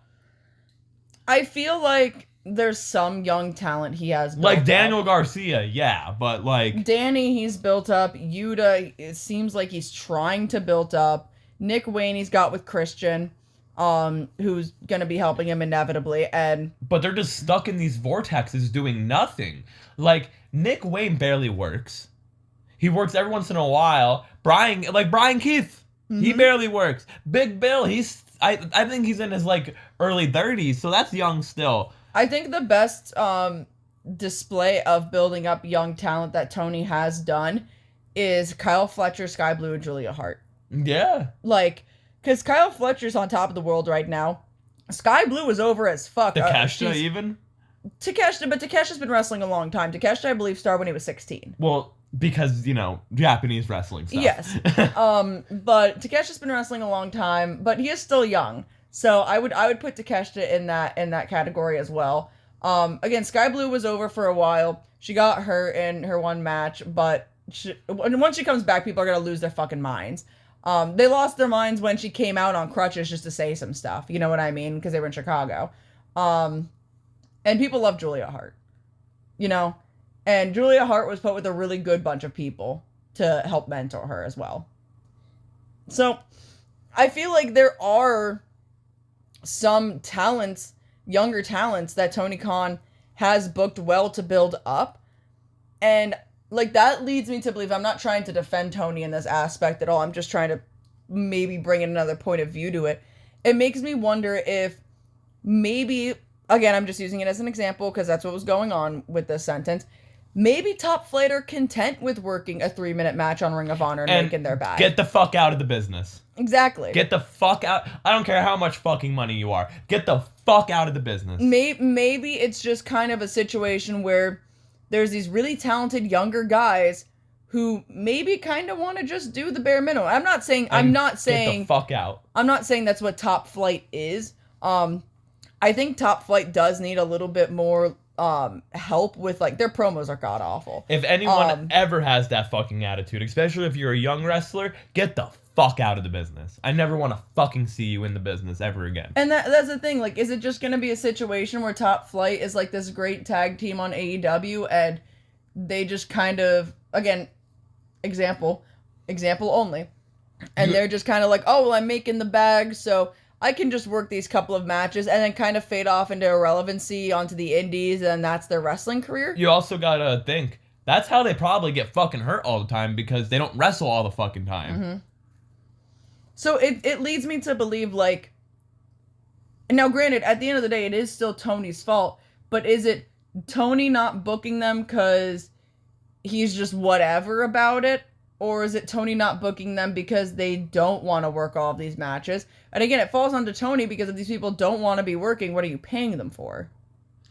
Tony's a money mark. You know what I mean? So it's just one of those things where it's like, I'm wondering how much of it actually falls onto the wrestler of being like, yeah, I'm cool with one match every week and it's 3 minutes and I get paid a shit ton of money. Hey, Tony Khan, it's okay to get rid of your action figures every once in a while. I have to every once in a while because you get so much of them and you got to clear it up and you got to sell them for money. It's okay to get rid of some things, Tony, okay? Okay. Anyway, moving on to a quick TNA Genesis recap of just a few things here. So, a few weeks ago we talked about the X Division title and that it might be going away.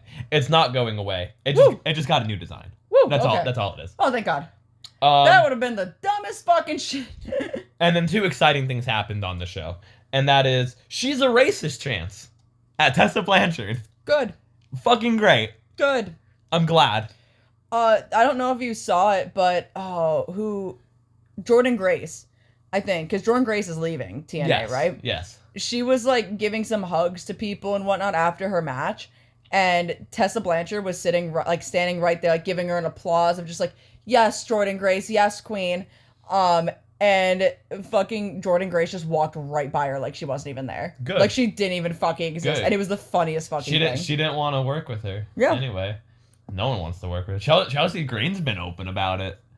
Chelsea Green has, and I don't mean this in a mean way, Chelsea Green has not shut the fuck up about how much she hates her, and I fucking love that. Yeah. I great. love that. She is gonna keep fucking saying it. Good on her. And those 3 fucking idiots that were sitting in the crowd, like, I'm a Tessa Blanchard guy or whatever. Go fuck yourselves. Never go to another wrestling show and crawl under a fucking rock, you fucking pieces of garbage.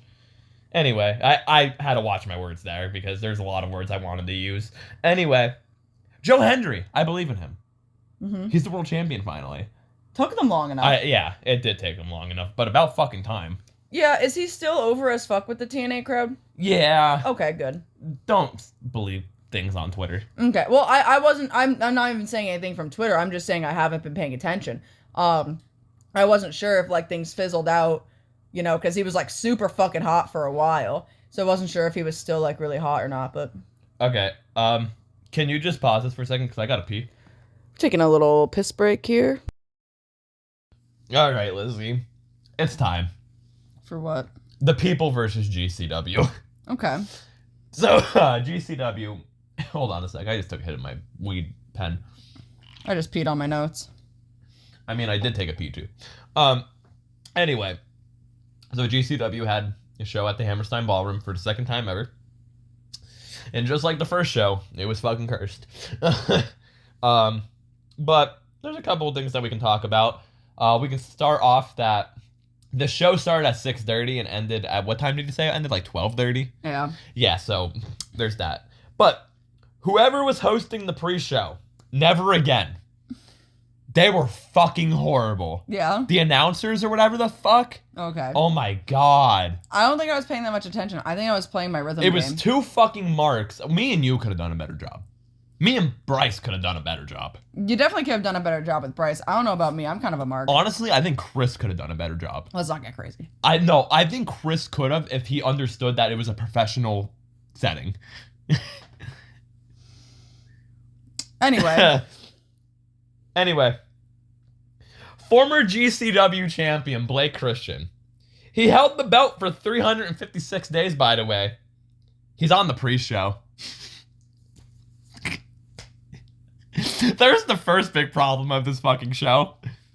Okay. He was like the biggest heel in GCW for the long... He had Missy Hyatt with him. Oh, that guy. Yeah. Okay. 356 days, champion. He's working the fucking pre-show. Why not? Did PCO shoot on TNA? He did. They answered the question. Oh, he fucking did. I need to find this shit now. Was it Brett Lauderdale that said it, or? There's a couple of things. So, this is from Sean Ross, bitch-ass sap. TNA as a company were livid over the situation with PCO at the GCW Hammerstein show this past weekend. TNA claimed that PCO actually had a replica title and that they are in possession of the real title. He was set to lose it and finish up with the company this Thursday after his contract expired. There were of the beliefs that he was upset that his deal wasn't renewed. Moving on. I think that was like the only one. Yeah. Moving on. This was right before we started recording the podcast. This broke. This is from Dave. According to those close to PCO, his contract with TNA ended on 12/31. Sometime earlier, he and TNA were in talks for a new contract and had agreed to terms. He had not signed, but was under the impression they had a deal. Then TNA came back, changing the offer to lower money terms. In other words, they were lowballing him. As TNA had done with other talents as of late, Rhino and others, some of who've left the company over it. Because, I mean, fair. You don't want to be lowballed. You agree to one thing and they're changing it. You don't want to be lowballed. And we'll get into what he did here in a second at the show. He apparently agreed to the new term verbally, but no contract was set to sign. And that's fine. That's totally different. You didn't sign your fucking name. Mm-hmm. Then he was called again and told they were reciting the contract offer, but asked him if he would finish up on 123 live show in San Antonio to drop the Digital Media Championship. Those close to him said that he agreed to do that on 12/19 and never heard back from the company after that. Those close to him said that he wanted to do way more and said he wanted to do a promo talking about the new TNA management and to praise Scott D'Amore, and was told by GCW not to do that and just pretty much say that he was there for unfinished business in GCW. Because what happened was they had this fucking, like, it was like a battle royal, right? It was like a scramble or some shit. Yeah. It was some fucking multi-person, get everyone on the fucking card match. PCO wins. And then Emil, the ring announcer, goes, PCO, what's next? PCO grabs a chair, puts it in the ring, puts the digital media title on this chair, and has a sledgehammer and attempts to break it. It did not break. Emil's going crazy. He's like, no, stop it. Emil's selling his ass off over this. And it cuts to black and then goes to like a video package. Mm-hmm. And everyone's like, what the fuck? Well, because he was also like saying some shit on the mic. Yeah. And at like he was like, fuck. Mid-sentence. He pretty much like, fuck TNA. Yeah, mid-sentence they cut it. Oh, this is the... Yeah, this is the big finish. This is the big finish. The big finish. Anyway, I gotta take this Band-Aid off. Excuse me. Ew. Talk about PCO for like... Well, I don't really know much about what to say about it. We'll talk about what you saw. It was fucking wild, honestly. Like, it was going on, and I was like, what the fuck is happening? And then they cut to black, and I was like, that had to have been a straight fucking shoot. There's no way that, like... Because GCW doesn't really give a shit about much, really. Like, they let people go off, and... She pooped in the kitchen. Oh, okay. Hold on. We have technical difficulties. Apologies about that. One of our cats decided to have a hairball. So that wasn't very fun, but nonetheless. Anyway, yeah, so GCW doesn't really give a shit about much. They'll kind of just let you say shit, fuck, cunt, whatever. Well, yeah.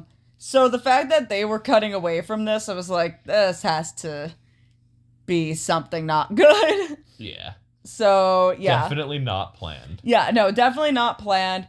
At first I was like, oh, maybe it is kind of planned, but I mean, I also assume that like GCW doesn't want to ruin their reputation with WWE because they've kind of seemingly, I don't want to say they're in from the reports, it seemed like they knew that he wanted to say something, but also it seemed like Brett Lauderdale was like, no, don't go far, my guy. Yeah, it was probably something where it was just like maybe saying something like, I'm done with this company and now I'm here for... Also, like, I know I'm going to talk shit on this show. I love GCW, and, like, Brett Lauderdale does seem like a nice guy. I never worked with the guy. I don't know how he is as a promoter or anything like that. I don't know his beliefs or anything like that either. But he seemed like a nice guy, and it did seem like, even the GCW talent, too, it seemed like the show was very important to them. Yeah. And obviously, they didn't know what was going to happen and all of this later on in the show. But you could tell this is the first match on the actual card. Yeah. Like the opening match, and this happens. No, this was the pre-show still. This was still the pre-show? Yeah, because it was on the TV. Oh, yeah, okay. But I think this was the last thing on the pre-show, because then after that was Brett Lauderdale's speech, and then it went to the show. That's what it was, right. Yeah, but you could tell, like... But see, that's the problem. This was free on YouTube for everyone to see. Yeah. You know what I mean? Like, this could be someone being like, oh yeah, I've heard about GCW when like WWE was there like scouting talent and stuff, so like let's see what this is all about. And then that happens. So yeah, no, this was on the pre-show. What are you doing? See if they edited it out. Because you can do that. That's true. You can do that. I don't know. Let's see. Yeah, these two bozos right here talking. Bozos. Fuck them. They suck. Oh, I just want to skip to like right there. I don't know. He destroyed the chair. I sold out. Oh, no, they did not edit any of this out.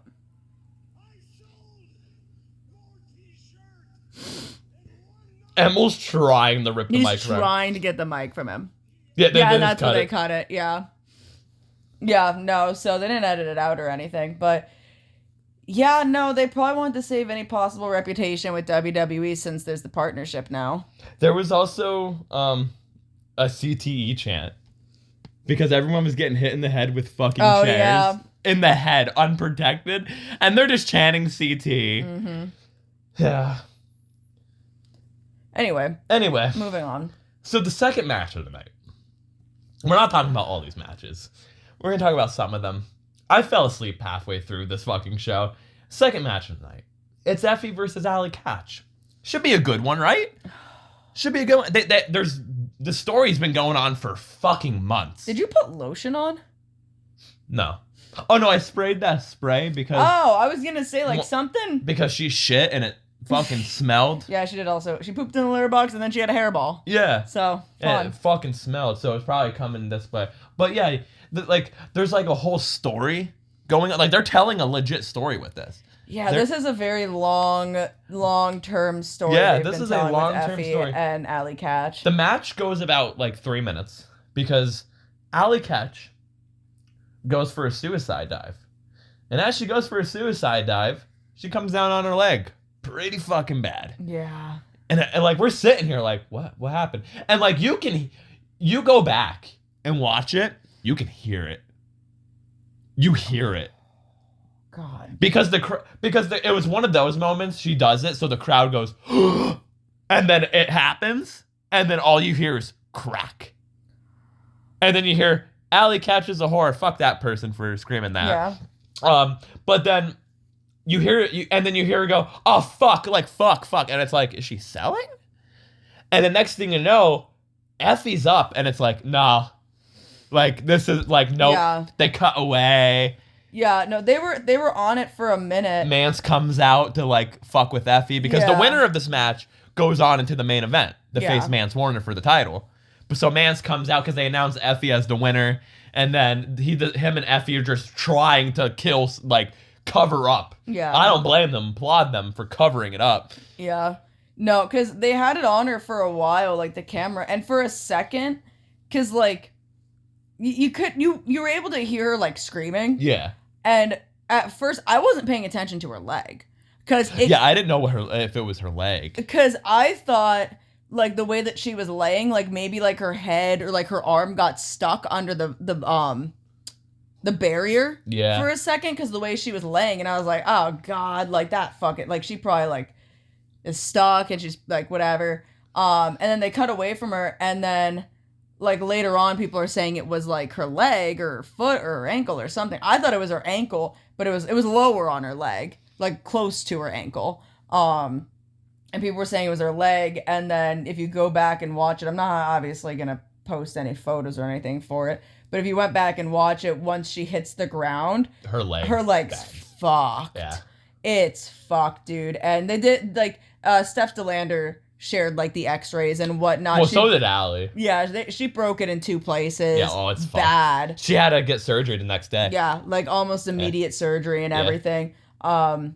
Which is really unfortunate because I was really looking forward to this match and everything, and like I know that like I think Effie was supposed to win regardless because of the main event outcome. Yeah, and I know that like these two had to have put so fucking much into this story and so fucking much, and they'll eventually have their like their blow off match and everything. It'll still come back full circle, but like you can just imagine like you're putting so much into this and then something so unfortunate happens, and especially so early on in the match too, you know what I mean? I know how that feels. And breaking something early on in the match. Oh, I know how that feels. It sucks. It really does suck. Like, but the thing is like also at the end of the day, like the match isn't the first thing on their minds with this. It's each other and Allie, of course. And I feel so bad because like obviously storylines are storylines. These two have to be like such fucking close friends. You know what I mean? And like I'm not to sound like a terrible fucking person about this, but I'm glad that it happened with Effie, because at least like she had someone there who like I feel like she definitely can depend on and rely on. Yeah. You know what I mean? Like it was with someone that she was probably like very comfortable around and everything. So, you know, like a very small silver lining if anything. But if you are interested, I'm assuming it's still up. It might be taken down by now because it well surpassed its goal. But they did have a GoFundMe up for Allie. They have a GoFundMe. They had a GoFundMe for like her medical costs and because you know she's an indie wrestler. Yeah, they don't make a lot. And to help her live like not working now. Yeah, because she's gonna be out for a while. Yeah. This is at least 6 months. At least. Yeah, definitely. I know Effie was sharing it and everything, and everyone in GCW was sharing it. Like Effie, Steph was. I think Steph set the whole thing up. Yeah. So Matt Cardona's also probably shared it and everything. Well, yeah, Matt Cardona shared it and stuff. Matt Cardona even like put out like a very good thing of like buy her merch too, because like the merch helps the wrestler. Yeah. And stuff. No, I seen like everyone in GCW pretty much sharing it. Like Joey even shared it and stuff. Like, and even like those GCW like freaks that like follow GCW were sharing it and stuff. Like that is their fucking brand. GCW, they were sharing That's it their brand. That's their girl. They want to help and everything. So definitely go. Like, I'm not gonna talk shit on like this portion of the fucking thing. No, it's unfortunate. They didn't know it was gonna happen. Yeah, it was an unfortunate thing, and they did their best to cover up for it. Yeah, of like once they realized what was going on, they were like, "All right, we got to do something fast." Yeah. It just sucks that like this is your biggest show and second match. You have the PCO situation. And then this happens. You're like, oh, fuck. And it's like one thing after another, you know what I mean? But because we're not done yet. Yeah, but definitely go donate to the GoFundMe if you can. Go buy some of her merch if you can to help her out. Because, again, it's a freak accident, and you always hear people say, you're going to hurt yourself on a move you do 1,000 times. It was a simple suicide dive, and she just came down wrong, and that's what it was. You know what I mean? So it's not saying it would be and like any better. Watching it back, no one was at fault. She just landed wrong. She did it the right way. It was just the way you land, and Effie was in position to catch her. Effie took the fucking bump. Yeah. They're both laying there. Yeah. I thought something happened to Effie. No, some shit. Honestly, and it again, not that it would make it any better if this happened on a move that like she never did before or anything. But it's, it's one of those things where it's just like, of course, the one thing you do 1,000,001 times, you end up hurting yourself on. But, you could jump off a fucking balcony and just be perfectly fine. Like, it's just one of those weird fucking things. But it happens. It happens. Go show her love. Send her money. Like, support the indie talent. Yeah, it happens. It sucks. It happens. But anyway, moving on. The next match. Mind you, they're in New York. The New York Athletic State Commission is horrible. I will just any state athletic commission is fucking horrible. Not the athletic Bryce commission. is fucking fuming in the comments right now, being like, "Fuck the Pennsylvania State Athletic Commission," because he has stories he can tell about that. I don't know if he's told those stories before. He might have on the podcast. Well, Bryce, maybe next time you come on down to check out the new apartment, you could hop on this podcast with us and we're definitely gonna do another pod. Tell us some stories. We still gotta talk about WWECW more. That's true. And stuff. But so they're getting ready to have the 6-man tag. Right after the alley catch situation, they stretch her out and stuff. So the match is about to start. They obviously tell Kerry Morton to cut a promo, like a long promo. Like, we gotta stretch it out just a little bit, make up some time. So he's cutting a fucking promo. He's going and going and going. He's getting heat. Which I have to add here, because I'm sure Dylan did not ask Bryce this question. Bryce, are you sure that you're not Kerry Morton? Because, like, everything about the way that he has cut a promo and his, like, he's the same person as Bryce. He does remind me a little bit of the absolute professional Bryce. I'm sorry. Which is kind of crazy. I don't know how you feel about Kerry Morton. Because what were their names? Like, their names were like the absolute pros or something. Something like that. It was something so similar to it, and it wasn't the absolute pros. No, it wasn't. But it was something very because that's what me similar. And Bryce were called out. Yeah, it was something so fucking similar. Where I was like, what the? There's no way this isn't just Bryce. But continue. Anyway, they get ready to ring the bell for the 6-man tag. Emil grabs the microphone, the ring announcer. Excuse me, we are in a delay because the Athletic State Commission is attending to the alley catch situation.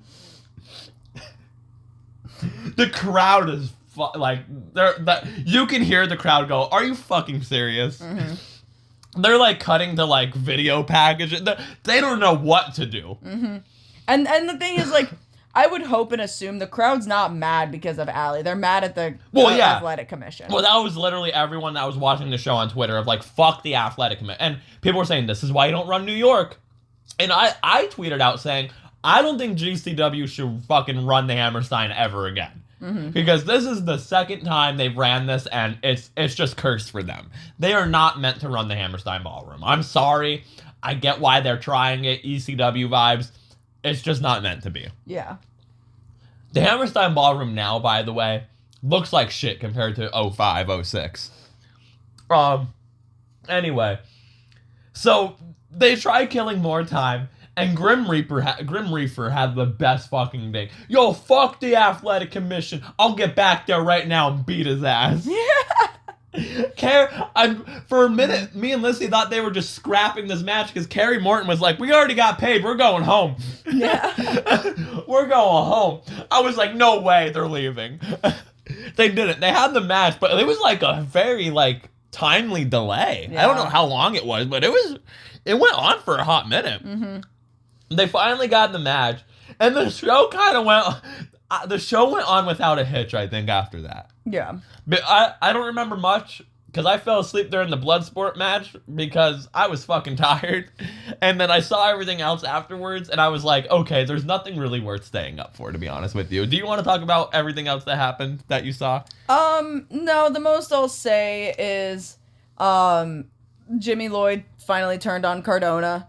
But were you expecting, did it really have to be Jimmy Lloyd? I wasn't, okay, so I'm not even joking. I literally thought it was going to be Nick Gage. No, see, I don't even mean to be this person. I kind of legitimately thought it was going to be Ricky Starks. I thought that that would have been the funniest shit. I thought that they were going with this mystery opponent and really kept this hush-hush, so Ricky Starks just shows up. That would be the funniest because shit. he was slated to wrestle Matt Cardona, and then that got scrapped. Mm-hmm. And I was That's kind of why he did the whole mystery opponent thing. Well, I mean, GCW is in cahoots trying to be in cahoots with WWE, and they're not really on good terms with AEW anyway. So what if they just but I don't know if Ricky Starks would have gotten sued for something like that. That would have been the funniest shit. Part of me was really expecting Ricky Starks was just gonna show up, and then in the moment, what are they gonna do?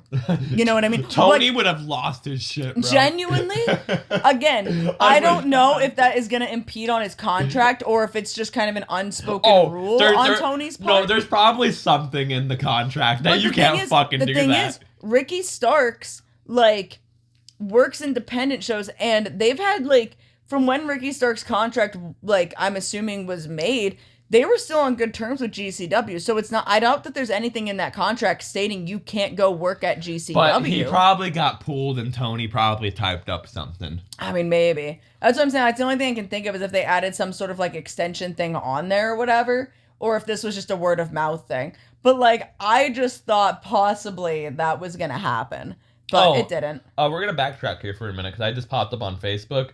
So, Bodyslam.net is now disputing a report from the Wrestling Observer newsletter today, stating all elite wrestling talent are not allowed to work independent dates that fall on WrestleMania 41 weekend. Cassidy Hayes reports that there is no company policy with an AEW or a mandate saying that talent cannot participate at events in Las Vegas during that week. However, it noted that independent bookers who had already booked AEW talent on their shows were informed that some wrestlers would be pulled, while other wrestlers who worked for AEW wouldn't, though promoters were told that could change at any minute. I don't know. Bro, just let your fucking workers work, Tony. I don't fucking know. You petty fucking bitch. Anyway, let's move on. Effie won the belt. Yes, Effie won the belt. About damn time. Joey Janela wrestled Masada Tanaka. And he almost killed him. I'm shocked. He almost fucking killed him with that fucking table spot. He's gonna kill Sabu. Probably gonna kill Sabu. You know what'd be really funny? So remember last year, Sabu was supposed to be inducted into the Indie Wrestling Hall of Fame that is promoted by GCW. And he didn't show up, right? He didn't show up, and he was up in his fucking hotel room. What if he does the same for his retirement match? He just doesn't show up. That'd be the most Sabu thing. He's known for doing shit like this. That would be the most fucking... Sabu is actually a scumbag. Yeah, that's the most Sabu fucking thing I could hear. I love Sabu, but he is a scum. Oh my god. Kind of surprised that he's doing one more match. It's gonna be shit. Oh yeah, it's not gonna be It's gonna suck. But... I mean, good for Joey for giving him the retirement match. I guess. And then... Did you have any thoughts on the Atticus Kroger Megan Bain match? I know you really wanted to see that match. Oh, that was a good fucking match. That was a really fucking good match. Like, I feel like they did not hold back on each other. I saw my first ever experience seeing Megan Bayne was with her entrance in the Women's Casino Gauntlet match in AEW, so I know I'm a little behind with her. But she fucking rocks, dude. She rocks.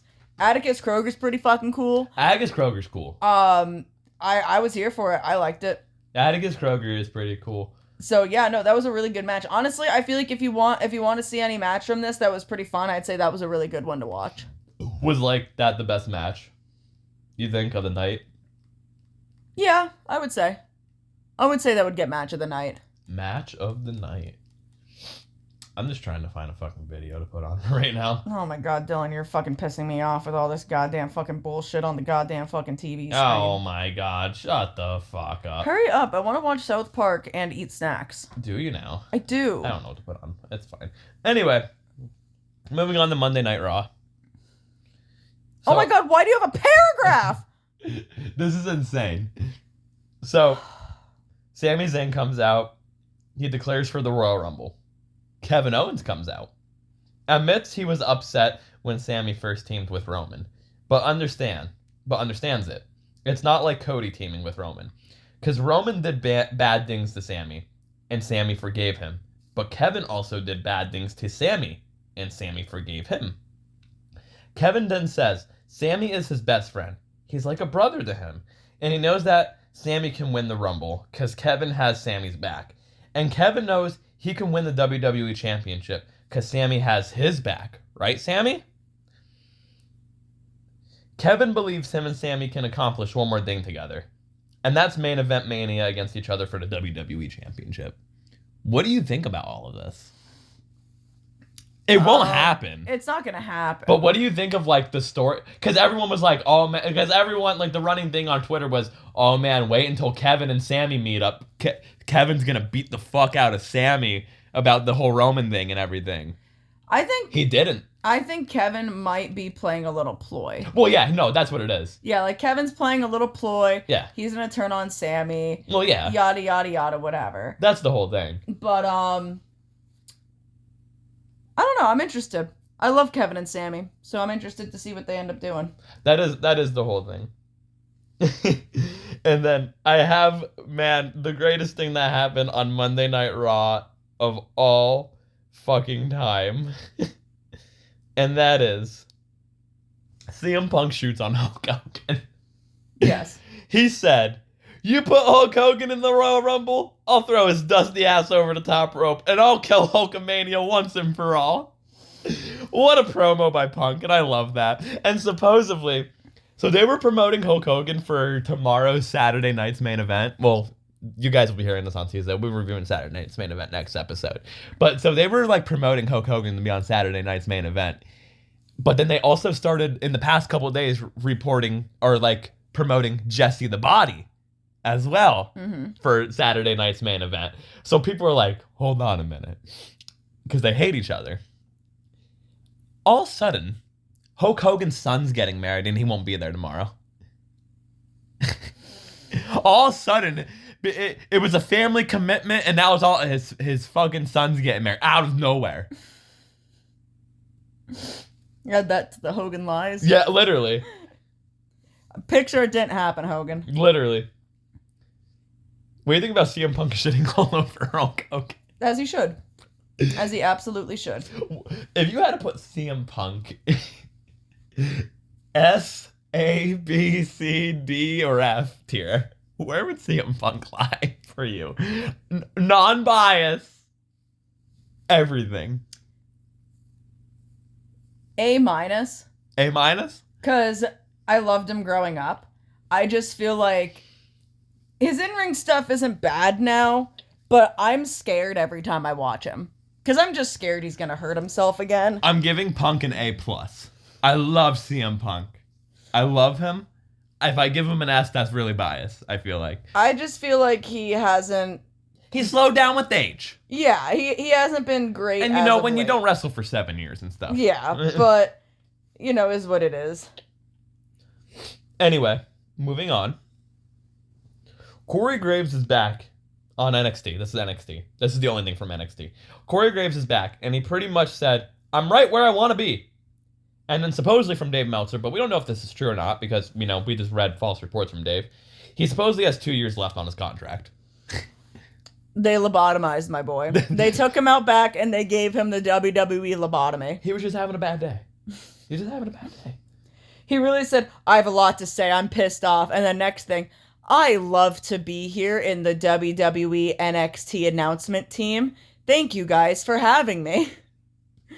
They replaced him with a fucking AI robot. All right, let's talk about Dynamite. This fucking disaster of a show. So they had a pretty hot opening with Will and Kenny and Don's family. They had like a wild brawl that went on for like 15 fucking minutes. Yeah, I'm here for it. Give Kenny all the TV time. And then Kenny and Will just fucking dove off of a fucking balcony. Yeah. And then Kenny makes the challenge or whatever and goes, you can cut my music because I'm scared of heights. Oh, yeah. So Kenny goes to Dawn. They're up on like I don't really know like not a light fixture, but like it was like a metal fixture basically. That's something. And they were climbed up like halfway up or pretty high up on there.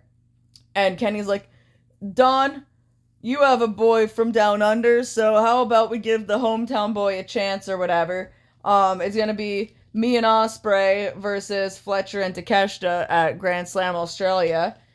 And then like they started playing Kenny's music, and Kenny was like, hold on. And then they stopped the music, and he's like, guys, I know it's been a while, but geez, say it with me now. And he does his goodbye, mwah, and good night, bang. And then he says, and now you can play my music because I'm scared of heights. And climbs back down. But yeah, we're getting Kenny and Will versus Takeshita and Kyle at Grand Slam. I don't know what time it is because they ain't promoting the time. But we'll figure it out. It's a great fucking it's a great tag match. Oh yeah, gonna feed families. Yeah, it's a great tag match. Just like the tag match that they're having on SmackDown tonight, Motor City Machine Guns versus Pretty Deadly. Oh, are we gonna watch that? Probably because there's nothing else on tonight. Oh, I do want to watch South Park. That starts in 45 minutes. 45 minutes? Holy shit. 7:15. Well, we better hurry the fuck up with this podcast. We're almost done. And that was followed by the Boar Horsemen. What did they do? They were cutting some stupid fucking promo. Oh, that's where Emo Yuta came from. Yeah. Tonight will be the night I will fall for you. Over again. Don't make me change my mind. Anyway, they hurt people before the Hurt Syndicate name announcement is the cringiest fucking thing I've ever heard. Yeah, I wasn't a big fan of that. They're trying stuff. Especially the way Justin Roberts said it. They hurt people. Like, shut the fuck up. Yeah, no, that wasn't very great. But you know, it was great. They won the tag belts. That was great. Thank God. And incredible and amazing. And I saw people on Twitter being like, Bobby Lashley forgot that he was a heel for a second. He just started hugging kids. Fucking, thanks for coming, Private Party. Your tag reign sucked. Yeah, I mean, that's not on them. That's on the booking, though. You know what I mean? Like, I feel like I didn't even see them. I mean, they were probably on Collision and stuff doing shit, but like, so I can't really say too much because I end up working Saturdays at night a lot, so. But I feel like on Dynamite, like, I didn't see them, and you would think that you'd want to have your tag champions on the main show. You know what I mean? So yeah. I'm like, I don't get what that's all about. I don't know, maybe it's trying to bring viewership over to Collision, but I feel like I barely saw them on Dynamite. Yeah. Like, I saw them win the belts, and then I saw them get challenged by the Hurt Business, and then they lost the belts. Pretty much. Next thing I actually don't have it written down, but you mentioned it. I forgot to write it down. You can talk about it more. The Christopher Daniels Hangman thing. Yeah. So, Hangman had... Well, first off, MJF came out, cut a promo against Jeff Jarrett. There's a jobber in the ring. He tells the jobber to leave. Cuts a promo, and then as he's about to leave, Hangman's music plays. Hangman walks up to MJF and is like, get the fuck out of my ring. Like, what the fuck are you doing? You're taking up my time. Get out of here. Shoos him off. Hangman squashes this jobber in about, like, 30 seconds, if not less than. And then he's making his way back, and Christopher Daniels comes out with the neck brace on. And he basically is like, look, Hangman, I want to apologize. I should have never tried to go against you, anything like that. Like, you know, you've been my friend. I was trying to help you, but it seems like I was just helping you the wrong way. X, Y, and Z. And, you know, facing you is going to be me facing you is one of the biggest regrets in my life, because now I've been told by doctors that I'm never going to be able to compete again and my wrestling career is over with. But, you know, like, thank you for everything type of thing, whatever, and then leaves. And what I was talking about earlier was when Hangman, you know, he's walking up to the ring, he's all pissed off cowboy, angry bloody cowboy, walking up the ring and whatnot. And as Christopher Daniels is talking to him, you can still see he's like looking at Daniels of just like anger and all of this. And as Christopher Daniels continues to talk and starts saying like, you know, it's going to be one of my biggest regrets and now my career is over with. One really interesting, incredible touch that when Christopher Daniels said, I will never be able to compete again, Hangman He mouths. says, He says, what? Yeah, he says what? Yeah, I noticed that. He said, what? And his body, His demeanor changed. his entire demeanor is like, it slowly is changing as he's listening to Christopher Daniels, but once that happened, his whole demeanor changed. It's like realization is setting in. Like, Yeah. His actions have caused consequences. Like, it caused this. And that he did this to somebody. Yeah. And then after he leaves, like, Hangman's kind of pacing around a little bit of just like, fuck, like, what the fuck did I do? This was a cool, like, this is a cool story they're telling. Mm-hmm. And then he kind of like snaps back into it and like shoves the cameraman away and says like, get away from me, like, stop filming me. So did they just drop the whole Jeff Jarrett MJF shit? No, because... Or did I miss that? Did I miss something? So Jeff Jarrett had that little battle with Claudio. Or not Claudio, but like he had that whole promo thing. Claudio came out, laid him out, and he challenged Claudio, and if he beats Claudio, he gets a chance at the world title against Mox. And then MJF came out and cut a promo on Jarrett still. Okay. I think that the feud is still going on. I think Jeff Jarrett's going to beat Claudio, and then he's going to go on to go against Mox, and then Max is going to cost him. You know what I mean? And then it's going to kind of circle back to that feud of Max being like, you're never going to win this belt like without me type of thing. You know what I mean? Yeah. That type of story that they're telling. So, I don't think it's dropped. At least at the moment, I don't think it's dropped. Okay. Well, all right. Moving on.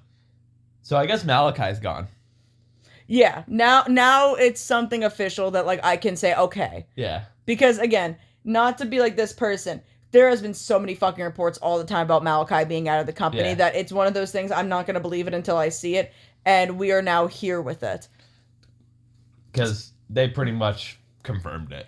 Yeah, Cutting so a new like promo package. there was a new promo package with Julia, Brody, and Buddy basically being like, we're not answering to any gods, Buddy any looks masters. like a member of fucking Madball. No, actually, I'm mistaken. Malachi's still there. They turned him into a dog. Yeah, he's just a dog, bro. He's the dog. What the fuck? They turned him into a dog. Bro, they're so AEW is so petty that they were like, no, fuck you, Malachi. We're turning you into a dog. Yeah. But also what confirms it is Julia Hart's entrance theme has changed. Yeah. Not drastically. It's just the lyric. But there's the part where they say the house always wins, and it's now changed to the heart always wins. So now my drawing is outdated. However, thanks Malachi. My drawing's outdated that I was really proud of. But no, it's seemingly confirmed he is no longer with them. He's either off on his ventures into retirement, taking time off, or he's going to show up in the Royal Rumble. One of the things. Which, good for him. He can do whatever he wants, and I'm happy for him. He's going to be in a feud with fucking Penta and Chad Gable because they did that whole thing on Raw. We didn't really talk about it. But they did a whole thing on Raw where Chad Gable was trying to fucking, like, learn Lucha, and Dominic gave him, like, a card to the dark arts of Lucha. Oh, yeah. And, like, Malachi's, like, school has something to do with that. So everyone was like, it's going to be Malachi, bro. That's fair, yeah. So, I mean, which is cool. And honestly, again, with Triple H in charge, I really hope that he is booked well and pushed to the moon because Triple H loved him in NXT. Yeah. So, here's hope for him. But I'm also excited to see what this new faction does without him. Yes. Because I think they're all great. I've loved the House of Black. I think they're all fucking spectacular talents. So I think they'll still be doing great things on their own. And then after that, I pretty much just wrote, everything the Death Riders are involved in is garbage. It's Yeah. bad television. It's so bad, no matter what it is. It's fucking bad. I'm over it. It's so bad. The wrestling is bad. The segments are bad. Everything is bad. It's just bad. They have the Rock and Roll Express show up just to get fucking killed. Just in a backstage segment. Just get the belts off them, please. It's For the love of God. Horrible. It's garbage. I hate it. It's bad. Again, story needs direction. There's no direction here. Yeah. Like, unless we get, which I have very little doubt that this will happen, unless we get that full circle moment where it's going to be something like, how could we have not seen this? It was in front of our face the entire time. Holy shit moment. I'm not here for it. Like, I mean, even so, like, the lead up to it is so mundane. Like, it would have to be something fucking insane for us to be like, I cannot believe I missed this the entire time. And that this was a really hidden, like, underlying thing that they have been doing, and now it all makes sense. Yeah. I'm hoping that at some point that's gonna happen, but I don't have faith it will. Yeah. Anyway, moving on. Well, moving on is actually just the Wrestler of the Week. Oh, cool. It's almost snacking, I guess, Smackdown time. Yes. Snackdown time! I'm gonna be playing my rhythm game the whole time. Are you? Yeah. No, my phone needs to charge. Probably not. Well, come on, do your job here, Lyssie. It's my pick for Wrestler of the Week. Oh my god! It sure is. Golly gee, Dylan. I'm just peeing all over myself in my notes. What is your Wrestler of the Week? Well, there's a reason why I picked him, and we'll get to that in a second. Oh But god, okay, we're going the whole route. my Wrestler of the Week, he is the king and the god of this shit. And Okay. that is Nick fucking Gage. We haven't had Nick Gage. No, we haven't, surprisingly. Really? No. Nick Okay. fucking Gage. And the reason why I picked him is because while we were watching this GCW show, I felt his presence not there. Because he obviously wasn't there. Yeah. But after watching this GCW show without him not being there, yeah, GCW needs him. You think so? Yeah, GCW needs him.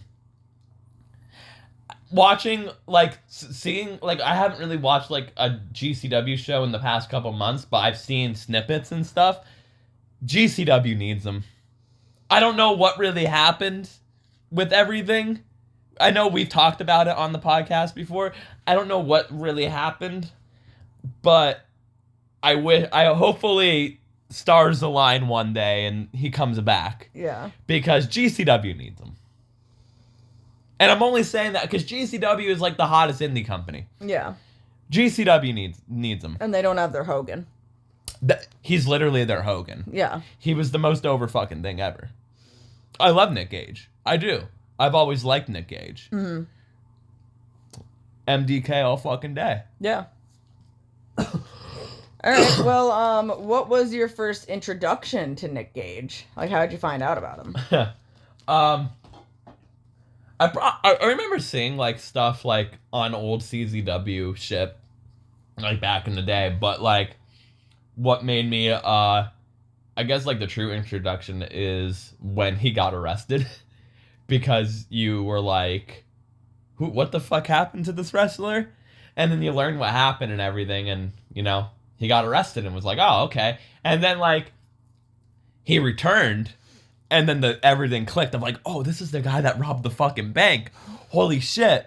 And then, like, The guy that's always comes out to the ring with a bandana on his face, looks like he's about to rob a bank. When he goes to rob the bank, he doesn't have a fucking bandana. And then you go and watch old matches, and you're like, oh, okay, that's who he is. Okay, I got it now. And it kind of connects. It's one of those things. So that's kind of like my introduction to Nick Gage, was like him getting arrested and then him returning after being in jail for a couple of years. Okay. I think my first... Yeah, what was your introduction? I think my first true introduction to Nick Gage might have been him versus Cardona. Was it really? I think. We didn't watch the fucking Vice thing beforehand? I don't remember if that was before or after. It was before. Okay, so then that was it. So that was it. You might have shown it to me to be like, this is who this guy is that's going to be fighting Zack Ryder. And I'm like, okay. Did he fight Jericho before that, though? Maybe. Because I think I didn't see that match. Yes, we did. We did? Yes, we did. We saw that match. Oh, that's right. We did. We saw that match because that's when we got Hulu TV. That's right. Because Malachi debuted the week before. That's right. I don't remember which exactly one came, but it was around that time. It was either Matt Cardona and Nick Gage. It was either Jericho and Nick Gage, or it was the Vice. Because the Vice thing came out, and that's what caused them to get like really fucking famous, and that's what made AEW book him, and then that's kind of what made him and Cardona do the thing. Okay, so maybe it was the Vice thing first. But nonetheless, that's still all within the same time frame. It literally was like all month apart. Like the Vice thing got released, the next month he's fighting Jericho. I think literally the next like 2 weeks he was fighting Cardona. Yeah. It was something like that. So, but nonetheless, that was like my first introduction to him. Because I didn't watch CZW or anything when I was younger. Definitely had no idea what GCW was until learning about Nick Gage. So, you know, and I mean, I guess that's kind of more of like a tell thing, and that's no disrespect to anybody else in GCW, but I think that really tells about how much of a presence he had for GCW. Was I didn't even know about the fucking company until I knew about Nick Gage. Well, you also gotta admit, him getting arrested was kind of a big deal when he got arrested. That's true. It was a very big deal. And I mean, I didn't even know Cardona was over in GCW. And granted, I don't follow Cardona. I'm not a Zack Ryder, Matt Cardona type of person. I like Matt Cardona better than I like Zack Ryder. But I was never a Zack Ryder fan growing up, so I'm not necessarily following him on his indie ventures.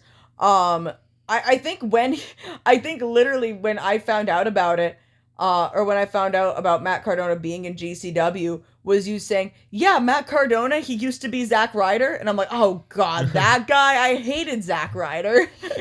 And I was more so looking forward to it because I wanted to see Zack Ryder get his ass handed to him. Type of thing. Yeah. But that was about my first introduction. What would be your favorite Nick Gage match? I don't think I have one, if I'm gonna be for real with you. I mean, like the obvious one would be like him and Cardona, or even like him and Jericho, even. But like, he had a match with Sick Nick Mondo back in like the early days of CCW. That was just fucking insane because it's just a typical death match. Yeah. Him versus David Arquette, where he almost murders David Arquette. Oh, yeah, that's funny. No, there's actually a really good one. It's him versus Drew Gulak. Okay. And, like, he wrestles in this match. Bryce is popping right now. He's Bryce popping. Like, yes! Like, Nick Gage is a fan of, like, you have to listen to, like, the Chris Van Vliet interview he did. Oh, because God. He fucking loves Japanese wrestling. He loves watching, like, the G1 shit. Yeah. And like, it's just insane hearing Nick Gage talk about this. Nick Gage, to me, like, without, like, you know, if you did not know Nick Gage and just, like... Nick Gage versus Zack Sabre Jr. was a good one, too.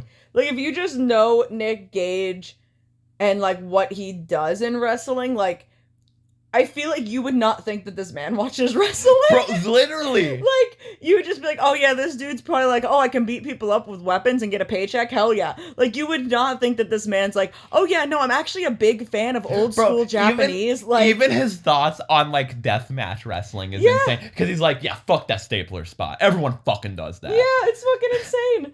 Like... And then you have fucking people over here in DCW doing stapler spots thinking that they're Nick Gage. And it's like, he actually hates that. It's like you would think that, like, Eddie Kingston doesn't know what a promo is. Like, you know what I mean? Bro, Nick Gage is just a white Eddie Kingston. The fuck you mean? Yeah. The fuck you mean? Has Eddie Kingston and Nick Gage ever had a match? Fuck. That'd be insane. Maybe. I don't know. That'd be insane. I don't know. Tell me more about... my favorite Nick Gage moment, it was the clusterfuck last year where he has to face Micro Man for like 2 minutes and he loses. No, my favorite Nick Gage moment is that cameos and separate video, because there's 2 different videos of him doing this, where he's like, I just want to say trans rights. All my fucking homies, I love you guys because you just be your motherfucking selves, and that's what all this shit is about. And the cameo was fucking great. But then he also made his own separate video. I think it was for Pride Month. I think it was like the first day of Pride Month. He's wearing a tie. I have the same shirt, actually. I didn't even know he owned it until I saw this video. It's like a pink and blue and white tie-dye shirt that says, I think it says like trans lives matter or something. Or trans rights or human rights or something. And he's like, I just want to say happy Pride to all my LGBTQ people out there. Trans rights are and like he just is popping off about like trans rights and shit. That is hands down my favorite Nick Gage moment. Because like, not saying I think he would hate crime me, but I'm saying like, I'm glad to know I have somebody like Nick Gage in my fucking corner. Yeah. Like, that's a scary motherfucker, and he does not give a single fuck if he lives or dies. So fuck yeah, dude. And if you go back to episode 42 of this podcast, it's literally titled Dylan is Homies with Nick Cage. Oh yeah, because you got a cameo from him. Bryce bought me a cameo of Nick Gage threatening me. Yeah. Saying that he's going to cut me up for my birthday. So, and that I'm gang affiliated. I'm part of MDK, so I'm gang affiliated. Fuck all of you guys, MDK all fucking day. No, Nick Gage, right? Like, he is the best, like, modern deathmatch wrestler. Yeah. He does it right. Mm-hmm. I agree. We're forgetting about, like, one of the biggest things that happened in his career. He fucking died. Yeah. He fucking died in a tournament of death. Yeah, he was dead for 9 minutes, and he came back to life and said, bitch, you thought. Like, you thought that's how I go out. I don't know what the fuck. He wanted to finish the match. Yeah. He bleeding, and he's like, fucking cut that camera. I'm going out there now, motherfucker. He's bleeding out. And he's like, can I go back to the match? I wish, not all the time, I wish that there was, like, hidden cameras in mine and Bryce and all of our friends, like, journeys, because, fuck, when we talk about Nick Gage in the car, it's insane. Oh, my God, yeah. But listen here, motherfucker. Not the sound like a horrible person, but imagine him and his wife get into an argument. Listen here, motherfucker. Oh yeah, because she doesn't take shit. I'm gonna hit you with that fucking light tube, motherfucker. Dude, she doesn't take fucking shit. Like, imagine them she'd arguing. Be like, I'm picking up the shrapnel and I'm shoving it down your throat, you motherfucker. Like, oh my God. Or imagine him, like, trying to, like, cut a cameo and his dog is, like, barking. Shut the fuck up. It's goddamn fucking dog, like. Imagine Nick Gage just doing, like, normal daily human, like, grocery shopping. They don't have my fucking Rice Krispie treats. What the fuck? Like, imagine him. The thing is, can you imagine, like, the dog's bothering him during a cameo, and he's like, this motherfucker, and he just picks up the dog, and he's just like, you're cute as shit, little fuck. Like, and the dog just starts licking his face like, yeah, all right. MDK you get all past this fucking time. day. Gang affiliated. MDK all fucking day. Like, just some fucking crazy ass shit, man. Like, I don't know. Like, I can't imagine him pushing a fucking shopping cart. You kidding me? Like, he gets one and the wheels all fucked him. He's like, what the fuck? He's just kicking that shit. Like, imagine him driving, like, road rage. Like, is he allowed to drive? He pulls out a light tube. Like, bro, I probably still have it. There's a fucking promo that we were jokingly gonna upload to the DCW channel. Like, fucking, it was unlisted for a while on the DCW channel because we're like, no, don't do it. But there's a promo of me. We had to get light tubes, right, or whatever. Mm-hmm. And I was going to drop them off at Chris's house, but I had to stop at the apartment first. And I had all these light tubes in the fucking trunk of my car. And I'm cutting a promo as Dilvon. And I pop the trunk and I go, you think fucking Nick Gage got anything on me, motherfucker? Look at all these fucking light tubes. I'll fuck him up. Like, I was, like, shooting on Nick Gage in this promo. It was fucking insane. But we didn't upload it because, I mean, there's no reason to be honest. He would have caught wind of it. Next thing you know, you're like, oh shit, should have never smoked that shit. Now I'm in a GCW death match with Nick Gage. No, I would have had to book Nick Gage in DCW against me. That would have pissed off Chris so much. Because it's not against him. Yeah, could you imagine? Jesus Christ. I'd have to pay him too. Fuck. Here, Nick, here's a hot dog and a handshake. That's all you fucking get, and I'm sorry. You're used to this, my guy. The bathroom's over there. It's that bush. It's that bush. It's that blue tent over there. No. This was in Cheeks' yard, so it's on the side of the fucking house. But no, yeah. Bro, imagine him showing up to a DCW show, though, with the Greek guy that lives next door. He parks in the parking lot, starts cussing. Go ahead, motherfucker. I'll fuck you up. I'll cut you with a fucking pizza cutter. Okay, we have neighbors. We need to What do chill you out a think little of, like, the pizza cutter thing with him? Oh, I love it. It's insane, right? I love it. I love it. Pizza cutter's not fun, by the way. Not fun to take. They suck. They suck. They will slice you up. Like a pizza cutter. Like a fucking pizza cutter. Any more thoughts on Nick Gage? No, I love him.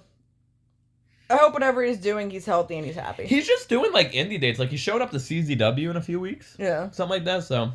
Alright. Well, good for him. Well, I guess with that being said, I'll take us out of here. So, thank you guys so much for listening and watching and whatever you want to call it. If you like this video, make sure to like, share, subscribe, send it out to your friends, your neighbors, Nick Gage, whoever you want to send it to. Nick Gage is going to catch wind of this Nick Gage is podcast going to now. show up here and he's just going to be like, bro, he's going to kill want to talk me. shit. No, he's going to show up with his dog and be like, I heard you want to meet someone. He's going to fucking kill me. I'm going to have to show him the cameo to remind him. I'll be like, oh, it's me. I'm gang affiliated. It's me, I swear. But here's the bag of Satan. It's right here. Your Satan bag. I have to show him my Dovon work. Oh like, my here God. it is. I'm gonna come home from work one day and Nick Gage is gonna be sitting in our bedroom watching your shit. With the cats, he's petting Lita. Oh my God. He's like, this fucking cat, fucking cute. Love this fucking cat. Like, love what you did with the place. Ghost falls in love with him. Like, he's they're the best friends. Like, he's the only one that Ghost will let pick up. Aww. He starts swatting him, like, I'll fuck you up, motherfucker. And Ghost like, nope, never mind. But no, if you want to follow us on our Instagram, you can at Talkin Wrasslin Pod. That is TALKIN_WRASSLIN_POD. If you want to find me anywhere, you can find me on Instagram and Twitter at the same handle, which is Lungtar. That is LUNG_TAR. You can find me on Blue Sky at Lungtar, which is LUNG_TAR. And TikTok's back.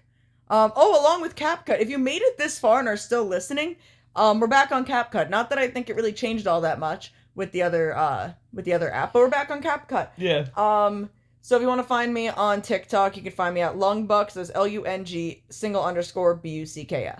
And Dylan, where can people find you? You can find me on Instagram at DYL_line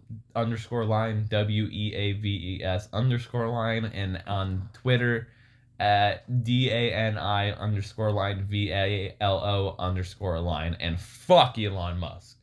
Fuck Elon Musk. And with that, thank you guys so much for watching. Make sure again to like, share, and subscribe, and we'll see you in the next one. Goodbye. Bye.